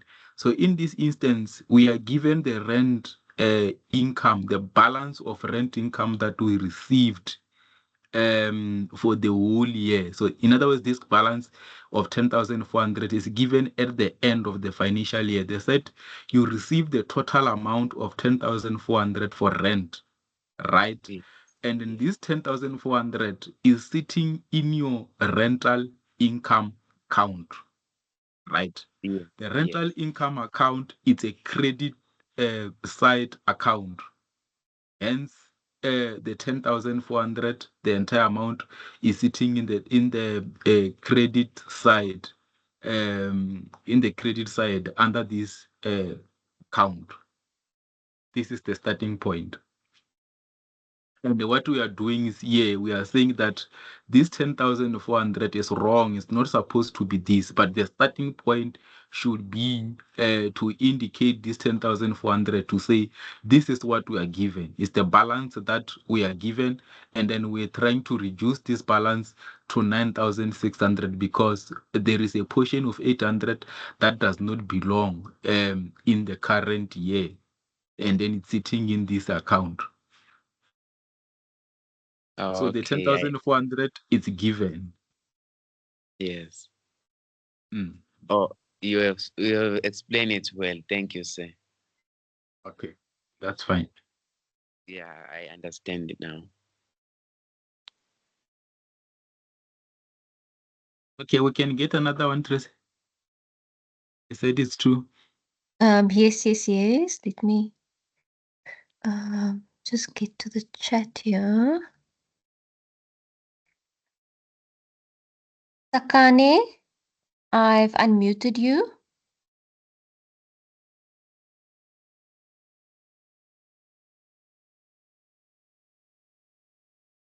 Sakane Mashele, are you there?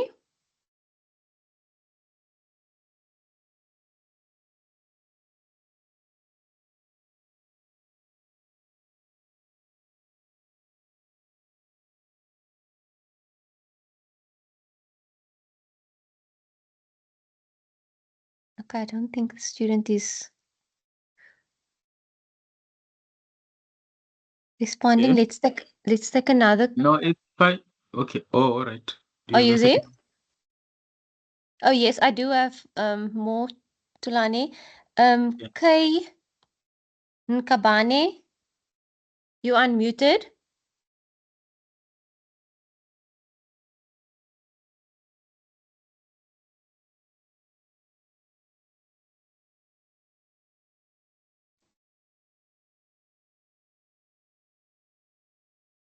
Can you guys hear me? We Now we can can hear hear you. you.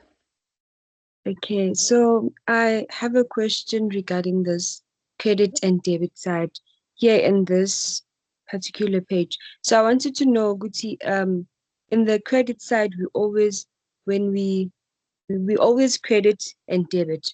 So when we debit, are we decreasing our account or are we increasing our account? So yeah, it will depend on the circumstance that we are dealing with.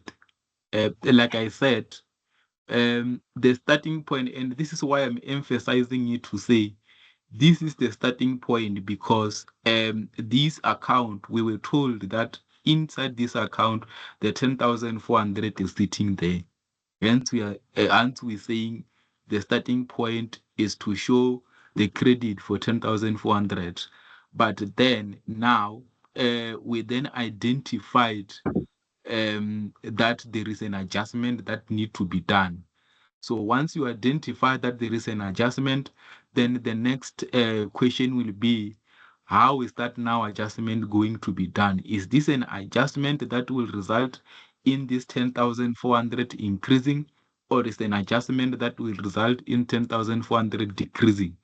And once you answer that question, then that will direct you in terms of which side you're going to record the 800, right?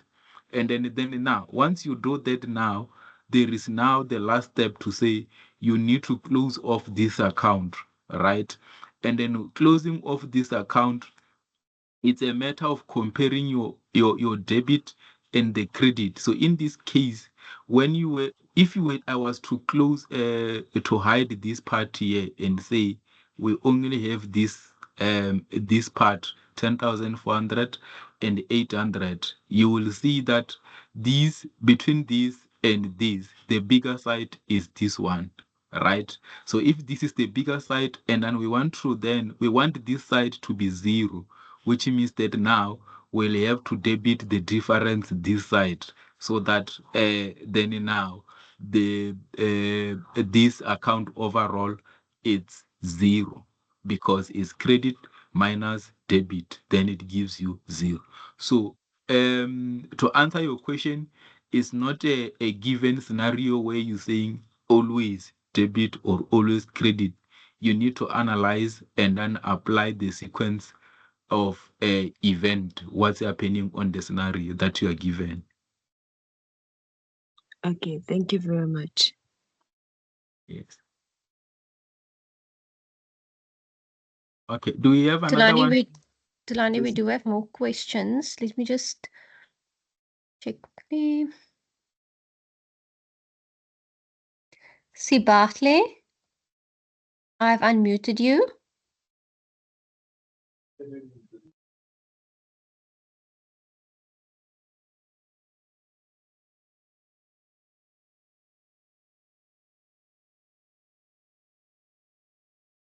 Sibahle?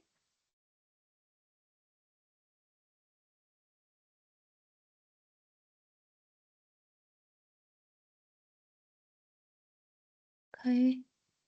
Okay, let's try the last student, Tulani, is Unati. I've unmuted you.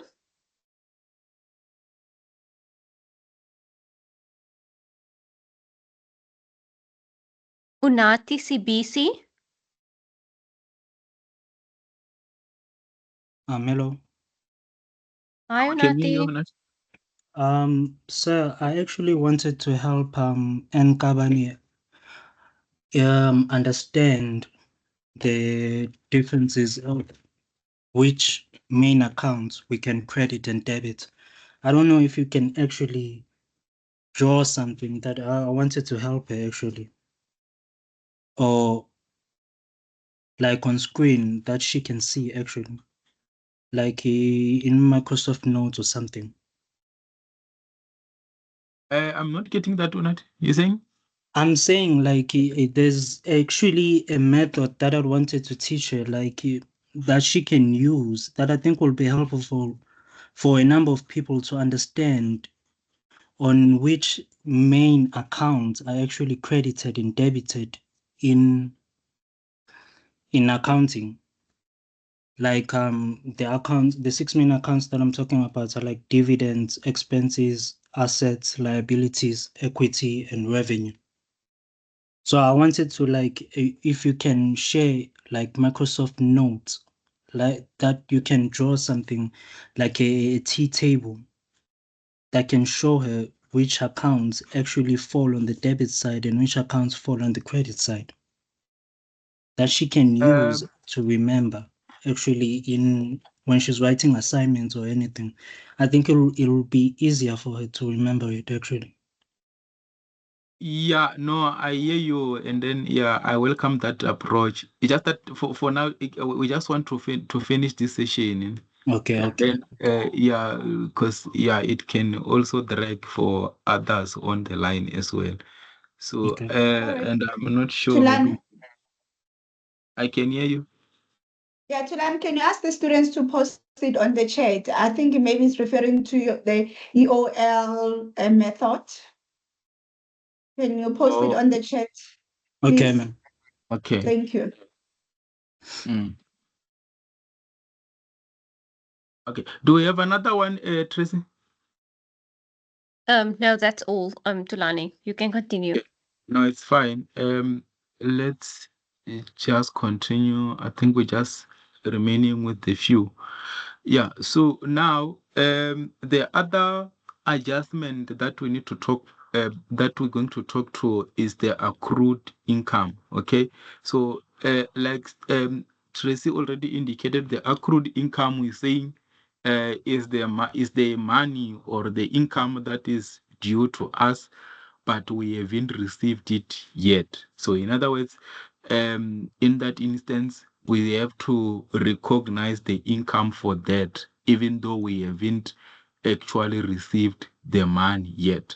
So, yeah, we are given that again, the financial year end is February 2001, and then they are telling us that there was a commission income, that the commission income account shows an income of 2.2, right?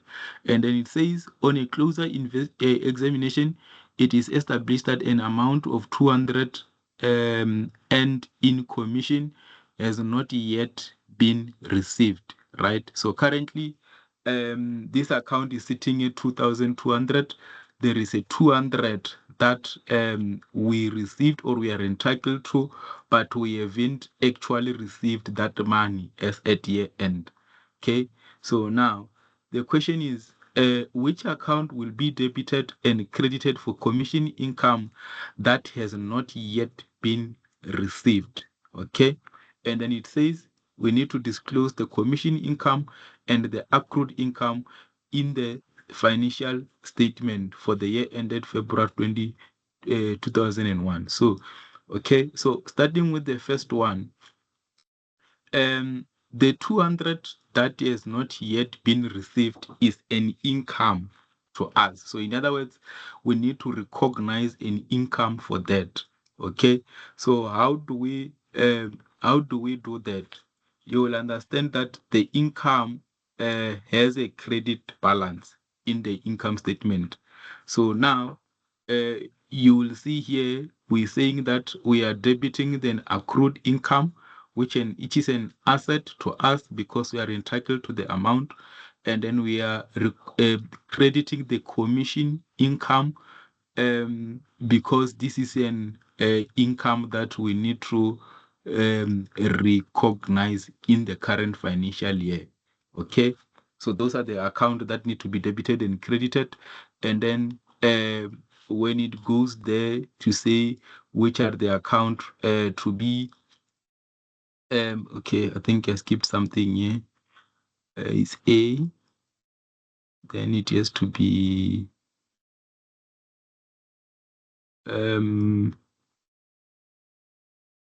okay, yeah. So now here it says thou prepare the closing transfer journal entry as at year end.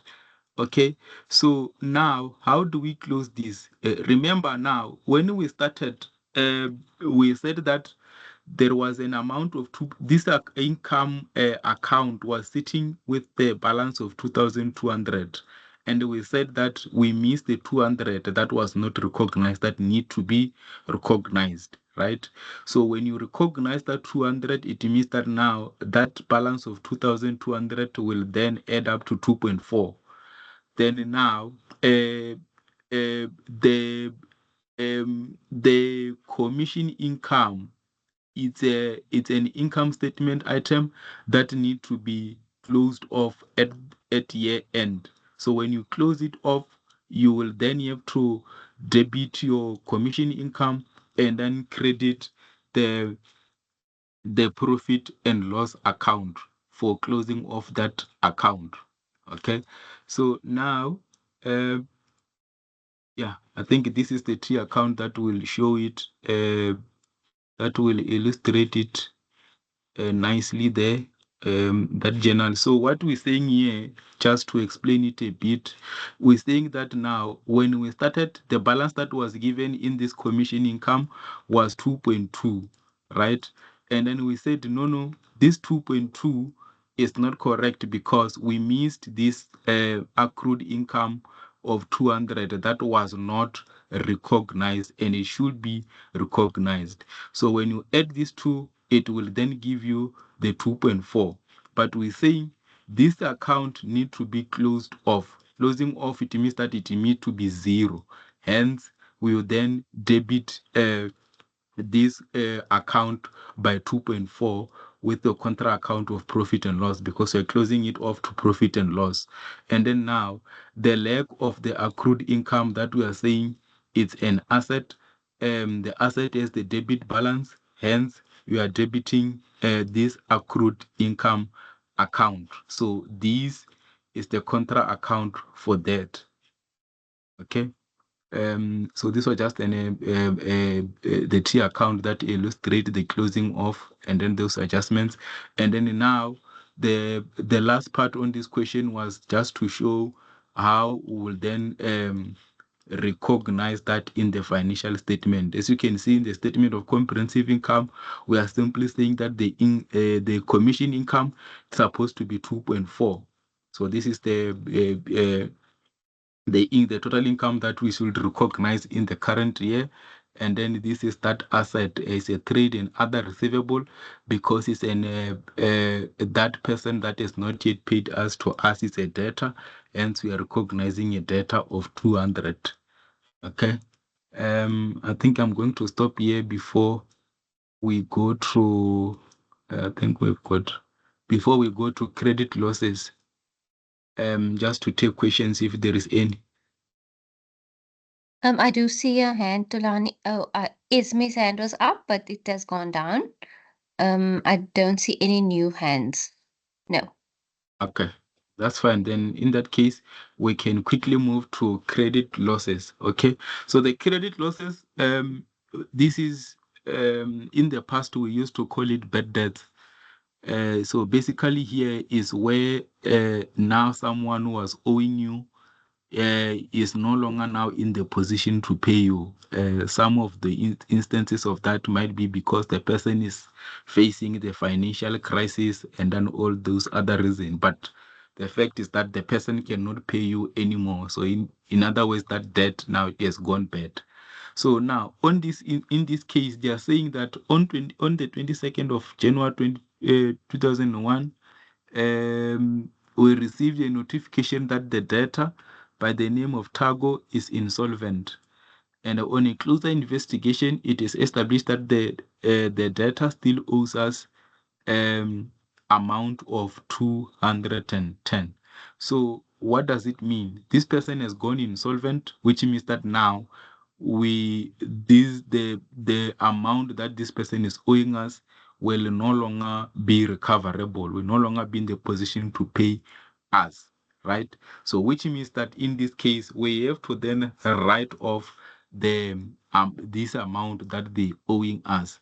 So now the question is, which amount will be debited and credited for the credit losses for the year ended February 2001? So here, like we said, the 210 was a data that is sitting in our statement of financial position, and we think that now we need to write it off. So when we write it off, basically what we are doing, we are reducing our debtors balance, and then recognizing that portion of 230 that we are writing off, we're going to recognize expense for that in the statement of comparative income. Okay, so now just to show here with the journal, like we are saying that this is the expense part. I said we are going to recognize an expense. Recognizing it simply meaning that now we are by debiting the 230, it shows that we are recognizing the expense of 230. And then the credit side will obviously go through the trade receivable control account, which is an asset. Basically, what we are saying is that we had initially recognized a data of this amount of 230. So initially, when we recognized it, it was on debit. Then now we are reducing it because we are no longer expecting payment. Hence, we are crediting the trade receivable control account. Okay, so now the other part of the question was to say, so here is just a loose, just the T account that just simplify what we're talking about. So here, as you can see, it's an expense account. This account, we recognize the 230 here. You can still see it's an expense. We debited it with the contra account of receivable control account, and then now it's year end. Remember, any income statement transaction or an line account, it has to be closed off. Hence here you will see here we are closing it off so that this account remains zero, and then we're closing it off to profit and loss account. Okay, so the contra account for these, which is the trade receivable, it's just that here it was not given. So in other words, we're supposed to have that in the trade receivable control account, you will have this account on the credit, showing that we are reducing it. The contra account being the credit losses. Okay. Let's see here. So here it says disclose this in the financial statement. Like we said there, we are simply going to recognize an expense of 230 in the income statement. And then in the statement of financial position, as you can see here, we can't recognize this we can't put this 230 here to say it's the balance, because there was a certain balance in the statement of financial position for trade receivable. So basically what we're saying that balance now is being reduced by this 230 that we are providing for. Okay, so I think we are done with the credit losses. I'm just going to, before we move to depreciation, just check if there is any question, Tracy. I just see Kay and Kabane and Sibathli's hands are still up from earlier. I'm just going to unmute Kay and Kabane. Are you there? Sorry for not taking my hand down. It was that particular question, but I'm okay now. Are you okay? Okay, thank you. And then Sibathli, I'm unmuting you.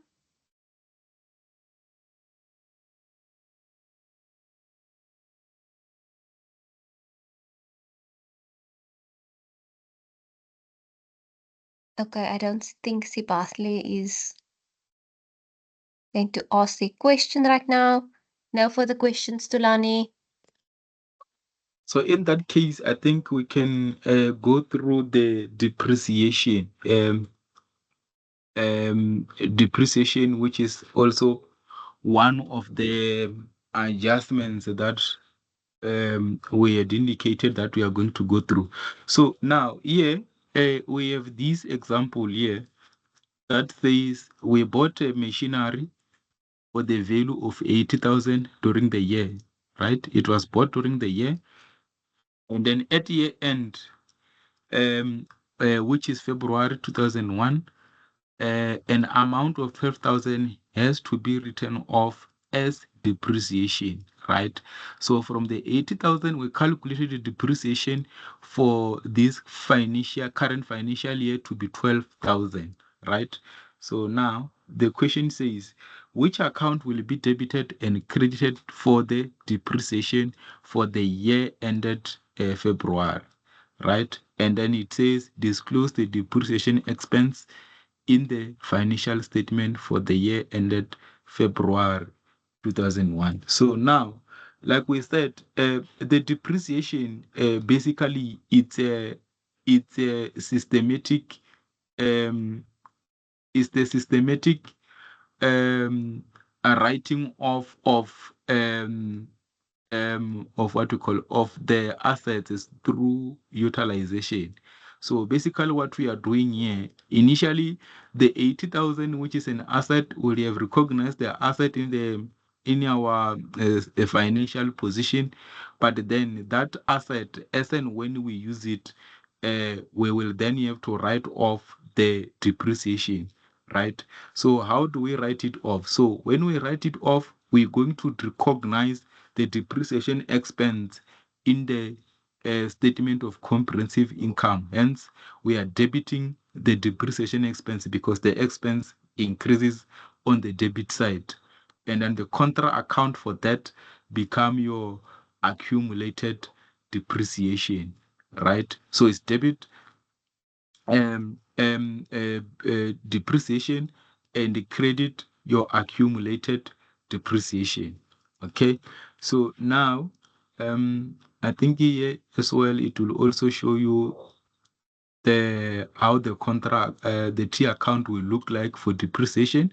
We said we are debiting depreciation 12,000. So if you were to go back again on this one, you will then recall that in some of the accounts when we do it, we said a balance. Someone asked, what is this balance doing? So in this one, this was not given as a balance. It was a transaction that we needed to recognize in the current year. It's not something that was given to say the balance for depreciation is so much, therefore pass the adjustment. So here, firstly, we are recognizing this transaction in the current year, right? So hence, here we are saying recognize depreciation 12,000 with the contra account, which is your accumulated depreciation. And then thereafter the principle still applies. It's an it's an income statement transaction or a line item. It has to be closed off. So hence you will see on the credit there, we are closing it off to profit and loss. Hence we are crediting it with the profit and loss account 12,000. Then at the end this account remains zero.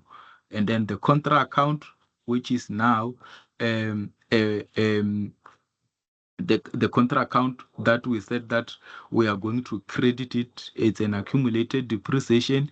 It increases on the credit side. Hence, we are crediting it with the same amount, 12,000. So this and this goes hand in hand. Okay. And then here it says we need to disclose this in the financial statement. Okay, so on the statement of comprehensive income, we are simply going to recognize depreciation expense 12,000, and then on the statement of financial position, we're going to recognize under current asset. We spoke about this 80,000 to say initially when we bought this asset, we recognize 80,000. So when we depreciate it, there is that accumulated depreciation that we said it's a credit. It's a credit in a way that it reduces this cost of the asset that we bought. So at the end of the year, this asset now will no longer be 80,000, it will be 68,000. Okay, so this is where the accumulated depreciation come in. The impact is the reduction in the cost amount of the asset. Okay. Yeah, I think that's all. Unless there is any question, then we can close it formally. I see a hand from Sibongile. Sibongile, I've unmuted you.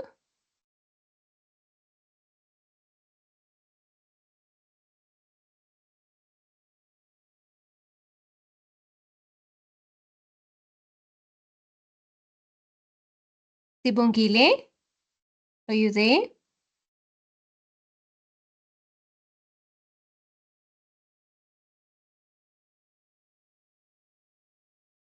Okay, Diego Tracy. Hi, yeah, this is kind of like hard to process, but my request is that is it possible that after the closing date of this coming assessment, you can like go through the assessment that we would have done just to show us where we went wrong and stuff, because I can't even pose a question as to what is it that I don't understand like right now in this presentation, but just to help out after the assessment closing date, we do that together. Yeah, so I think Clara is on the line, but the last time when I checked was that the assessment that you would have written is customized for you. So in other words, the question that you wrote is not the question that the other student wrote. Clara will just clarify on that, on how we Yes. can move on that. Okay, no problem. We will have a review for assessment 2. I think the dates are already out. I will just post them again for you guys in the chat for you to see. So we will have the review of assessment 2 before we start with assessment 3. Oh, okay. Okay, now that it's customized differently for each student, is it fine to just what's this? Email you guys and go through No, it? it's not really different. The principles are the same. So we will select one question to discuss. However, before we do the class, you'll have an opportunity to review your own questions so that when we speak about the principle, we can go back and check where you went wrong. Okay. All right. Thank you. Yeah, but however, you also you'll be able to send to your e-tutor on your e-tutor site that specific question you need clarity on so that they can also discuss it with you. So do not email it to the lecturers. You must post it on your e-tutor site if you want to discuss with your e-tutor. However, we will also have a class. See the dates on the chat. All right. Thank you. Yeah, it will be on the 23rd of September. We review assessment 2.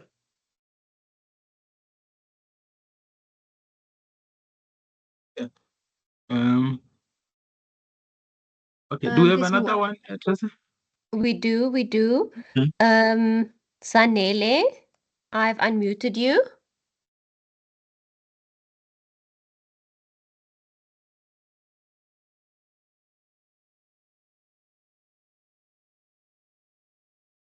Sanele, are you there?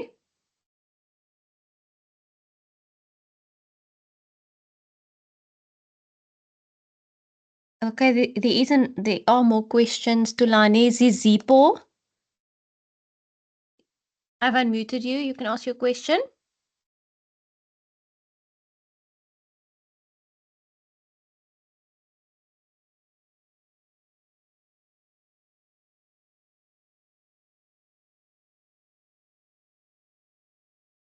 Zizipo. I just want some clarity. If you were asked to show the property, plant and equipment notes, does the last part answer that? Yes. Yes. Partially so. It does show because when I look on it, we have the cost amount, we have accumulated depreciation amount. So yes, you have information that you can show on the property, plant and equipment note. That's correct. Okay, thank you, sir.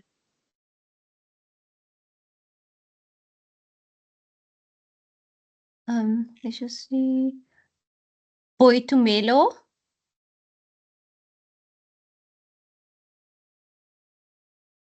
Boitumelo, do you have a question?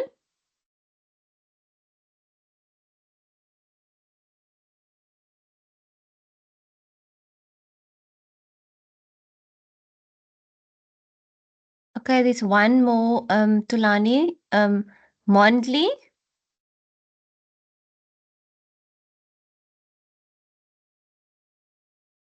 Mondli Brian, I've unmuted you. Yeah. Hello? Okay, we can hear you. Yes, yes. I was saying, no, I understand the last parts of the depreciation, but I would like, if it's possible, for you guys to add one example. Like for instance, I think there's a missing part which we might come across maybe in the exam or in the assignment. Like the depreciation expense is 12,000 Rand.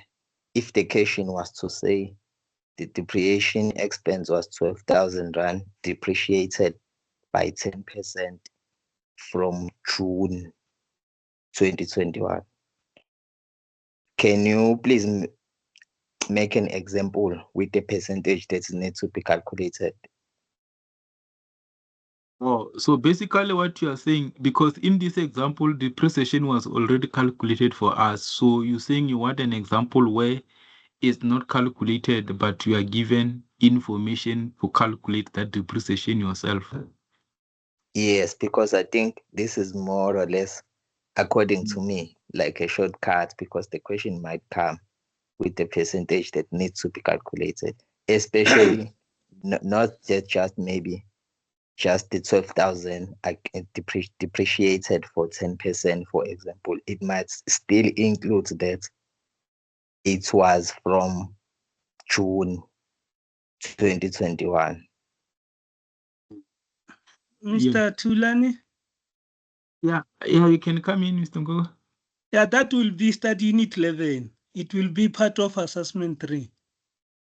Yeah, I wanted to answer that way.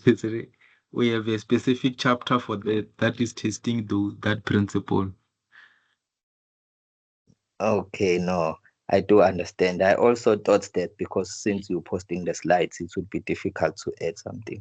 Okay, if I may ask one last more question, like on my example, because this is I came across and I just need to know whether I'm right or wrong.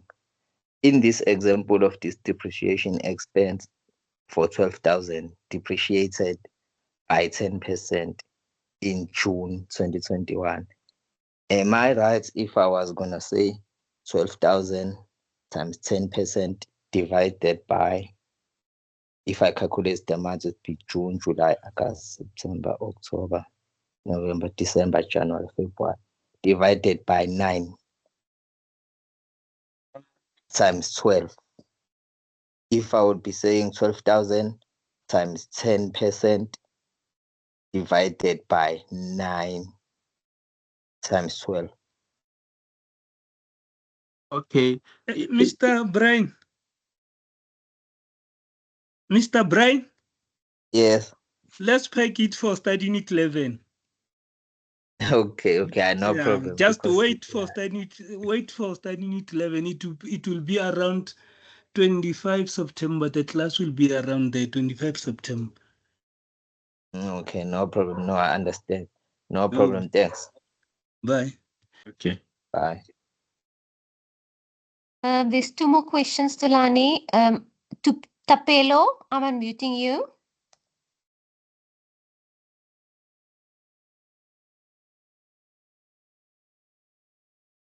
Tapelo Sidwell, I've unmuted you.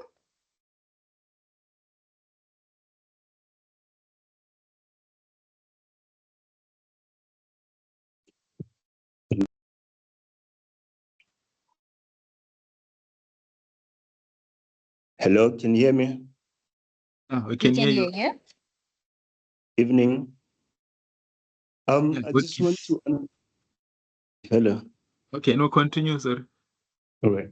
I just want to understand the difference between accumulated depreciation and depreciation expense. And I want to understand, why did you debit accumulated depreciation instead of depreciation expense on that question?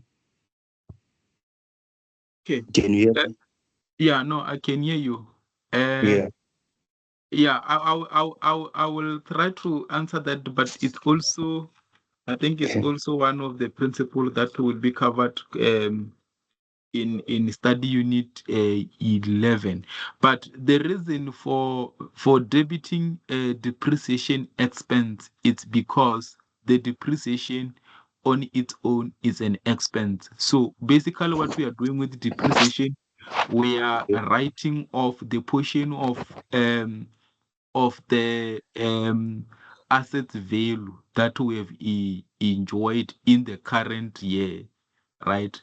So these 12,000, yes, you would have seen there. We are saying the cost of this asset was 80,000 when we bought it. So the 80,000 is the value for the asset, but now we have utilized we have enjoyed the benefit that we then need to write it off in the current year, of which we calculated, and then it was calculated 12,000. So when you write it off, as an expense in your income statement, and then the accumulated depreciation, the reason why we are crediting it, like we said, the accumulated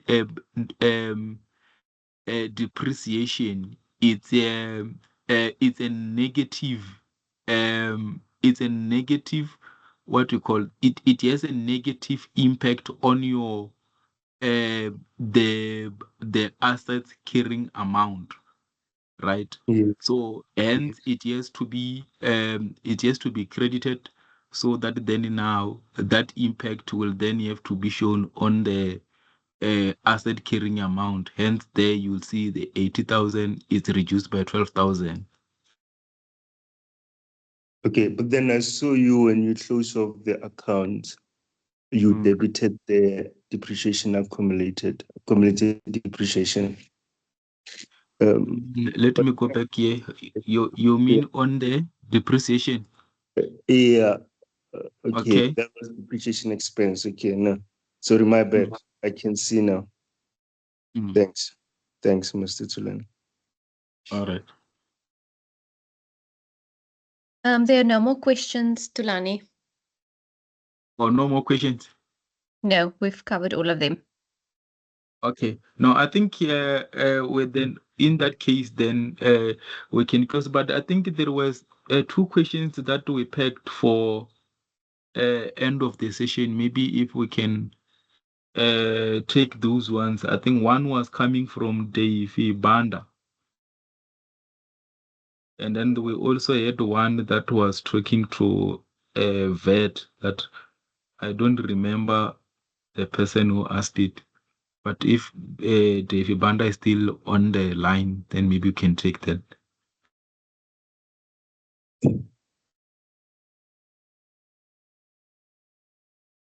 I've unmuted Davy Banda. Oh, hi, sir. My question is on page 8 and 9 of the study guide. It's based on accrued expenses. That guide with you. Accrued? Oh, you're saying on the study guide, not on this presentation. No, I didn't see it on the presentation. Oh, okay. I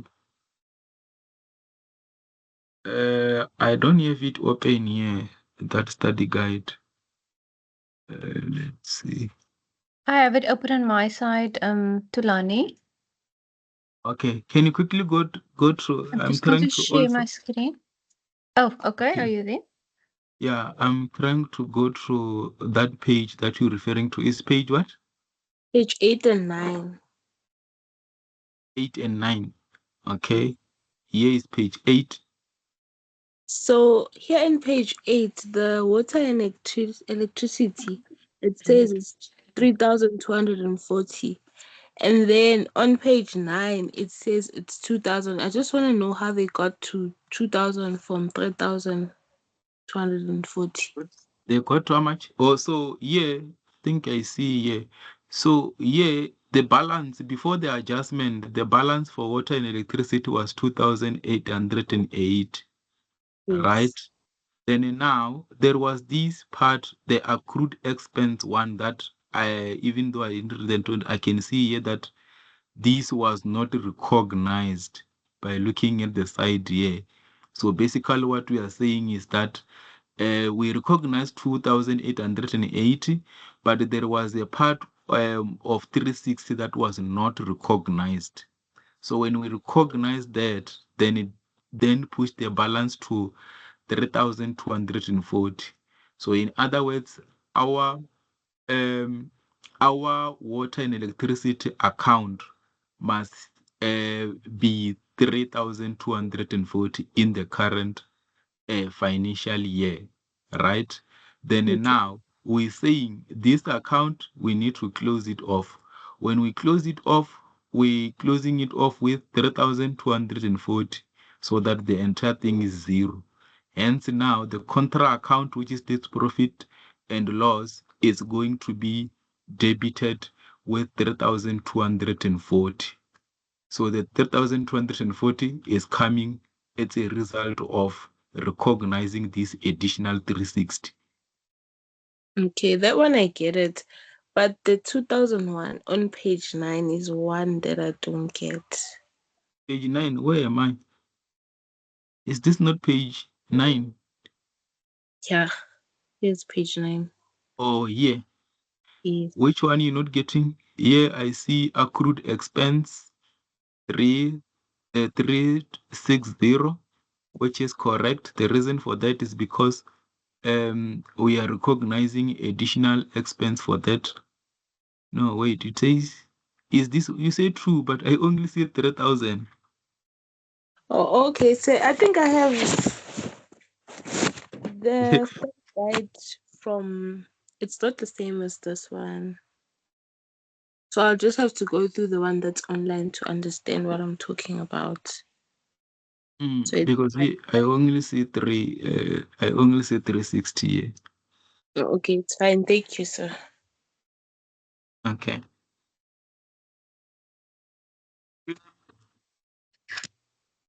Do we still have the student that asked something on VAT? I don't remember the name. Say, yes, say it was me. Okay. Okay. My problem is in VAT input and output. I just want you guys to differentiate uh between the two, and then explain how to calculate it and when to apply it. So, Kulani? Who's talking? Hi, Clara. Yeah, Is that no, we you? have a class on Saturday specifically to discuss study unit 6 and VAT, both VAT input and output and VAT control account. So we'll discuss it in detail on Saturday at 9 a.m. until 10:30 in the morning. Oh, that's great then. Yeah, so we'll go step by step, very slow, for that on that day, because we're gonna be doing other accounts and show you how to calculate the VAT. All right. Thank you. Yeah, Saturday 9 a.m. Same link.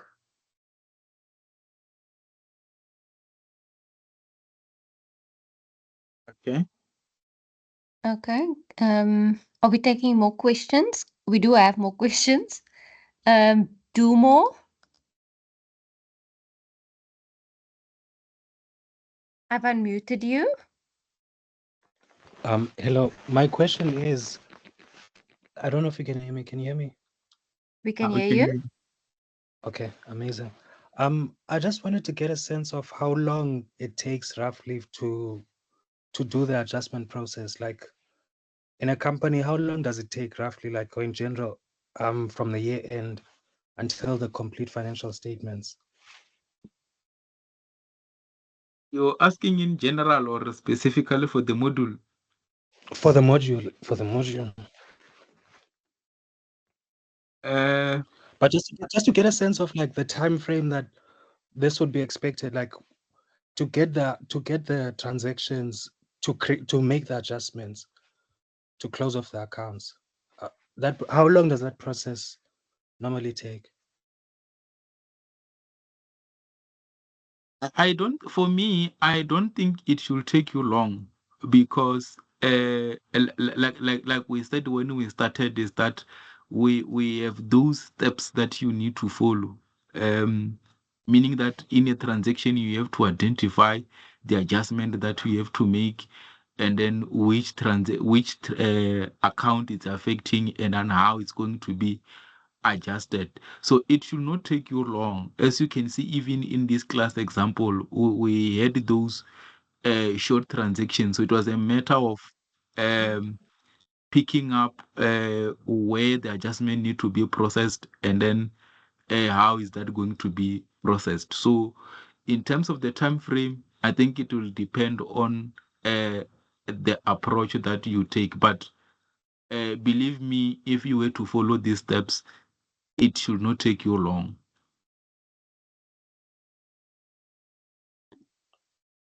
Okay, thank you.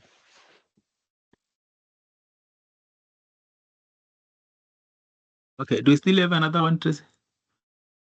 There is another one, Tulani. T. Magava.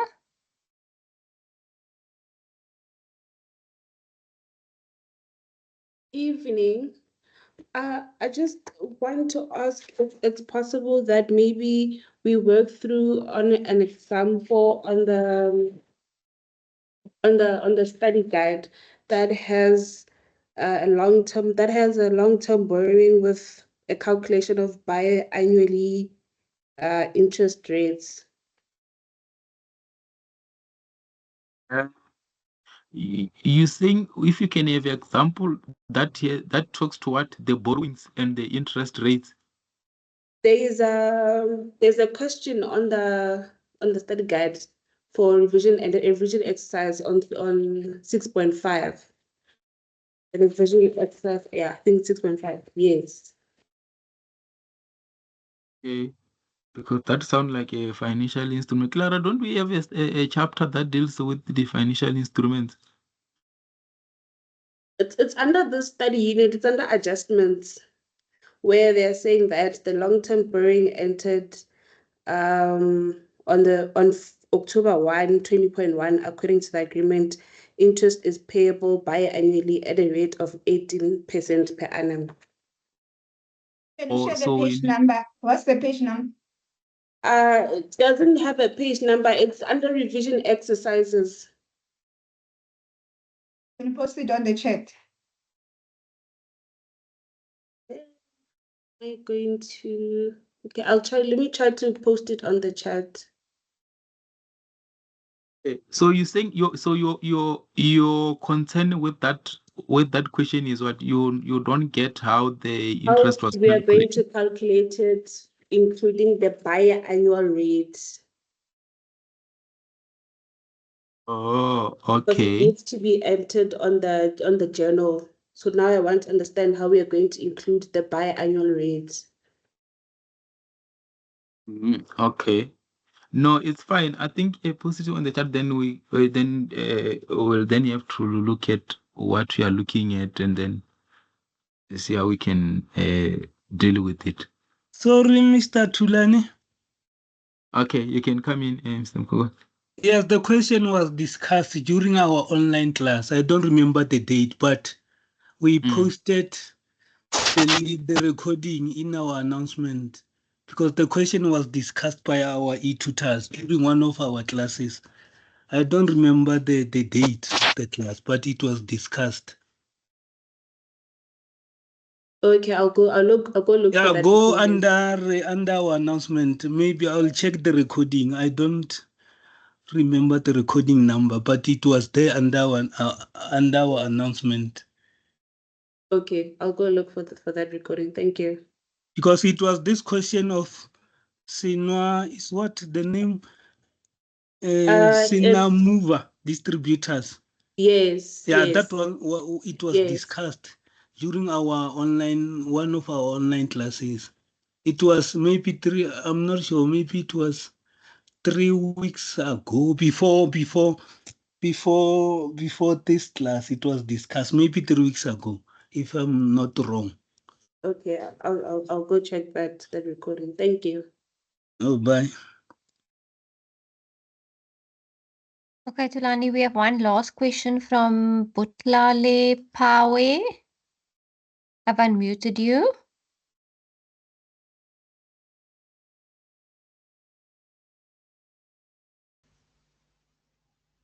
Hi guys, sorry. I hope this question is not dumb, ne? But I just wanted to ask. So the contra account. So for example, okay, with prepaid expenses, right? We say like prepaid expense, which initially is an expense, now becomes a current asset, right? So obviously we always all of our expenses go on the debit side, right? So then if the expense now changes, then it becomes like it goes from an expense to a current asset because it's been prepaid. Then isn't it supposed to go on the credit side? So you don't take it to how can I phrase this? So you must actually think about the transaction and then think about, don't just assume that because it was on the debit side now, because it's gonna change, then it's gonna go on the credit side, ne? Am I correct? I think your thinking process is correct. But yeah, like you are saying that it's a matter of also understanding the circumstance of the transaction. Like now you are saying that it has a debit side. Is correct, it has a debit side. But then now but now the next question that follows is that the adjustment that you are going to process, what is it doing to the expense?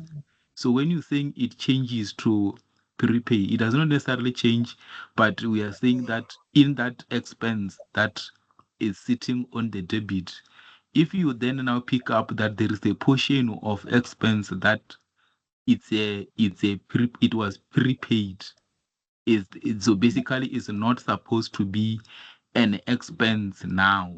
It's a prepaid, it will be the expense next year. So now that portion, you will then credit that expense account to show that you are reducing that expense amount. Okay. Hence now you will then it will then go on the credit to reduce the amount. But like I said, it depends on the circumstance. So you just have to do more practice to identify these transactions and then how to then process them so that then you are able to apply that thought process. Yeah, Because that's these transactions will always change. okay. Yeah. Okay. All right. Thank you. That's true. I just need more practice. Thank you, guys. Right. That's fine. Okay, Tulani, there's one more. S. Himtimunye, I have unmuted you. I'm not complaining. I just want to highlight maybe zoom the video to be at least hello. Yeah, to zoom the video through. At least ibonakale kancane, ngathi ngibona kancane, a little bit bigger kancane. You mean the slides? Yeah, at least yeah. Okay. Now, Yeah. yes. You can put it on presenter mode. It's still on yeah. slide mode, on slide Yeah. mode, so that you can see. Oh yeah, I think it was on the slide mode throughout. I don't know what changed. Okay. Okay. Which part should I show you, Mr.? That one accrued expense. Yeah. In the what? I mean, the income received in advance. Income received in advance. Okay. Okay. I think it's somewhere here. It's here. Yeah. This is the pattern. Yes. Yeah. At least it's bit. Yeah. All right. May I ask a question for last time? Yeah, What is an income received in advance? Maybe I may ask because I can see that an income received in advance is something that you didn't receive this next year. But if uyoyibona kanjani kuma transactions, this one is an income received in advance. Okay. In terms of how you will see it on the transaction, yeah. So I don't know, but I can explain what the income received in advance is. So basically, income received in advance is the money that you received for the service or for the goods that you have not, for the service that you have not yet rendered or for the goods that you have not yet delivered. in the current financial year. So how it can come in the transaction, it can come in different, it can be asked in different way. And some transaction they will tell you that this amount relates to income received in advance. They will tell you specifically. Some it won't tell you, but they will tell you that you received so much amount. But there is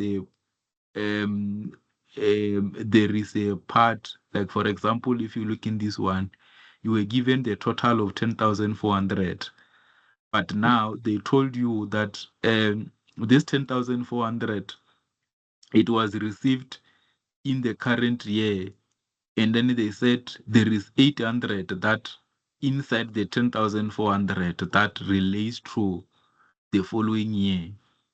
So then that tells you that the 800 is for service that was not rendered in the current year. It relates to the following year. So that makes it income received in advance. So how you will see it, it's a matter of applying the principle to say any portion that relates to something that is not yet rendered in the current year, it should be an income received in advance. Okay. Thank you.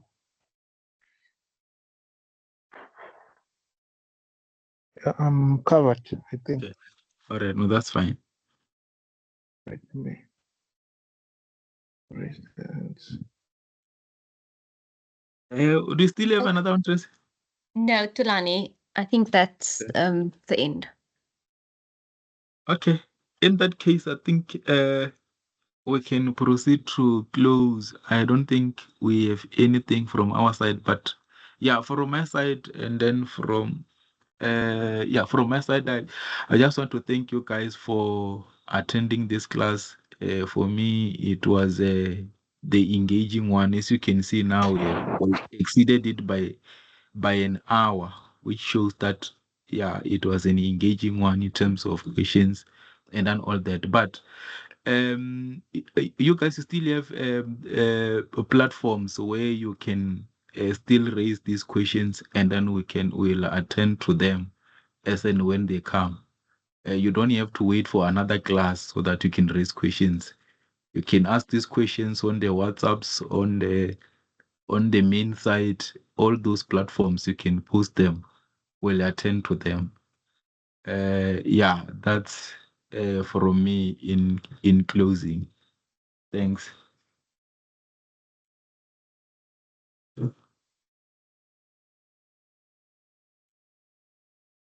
Tracy? Thank you, Tulani. Clara, are you closing our class? Yes. Thank you. Bye. All the best. Okay. Thank you, students. All right. Thanks, everyone. Thank you. Bye.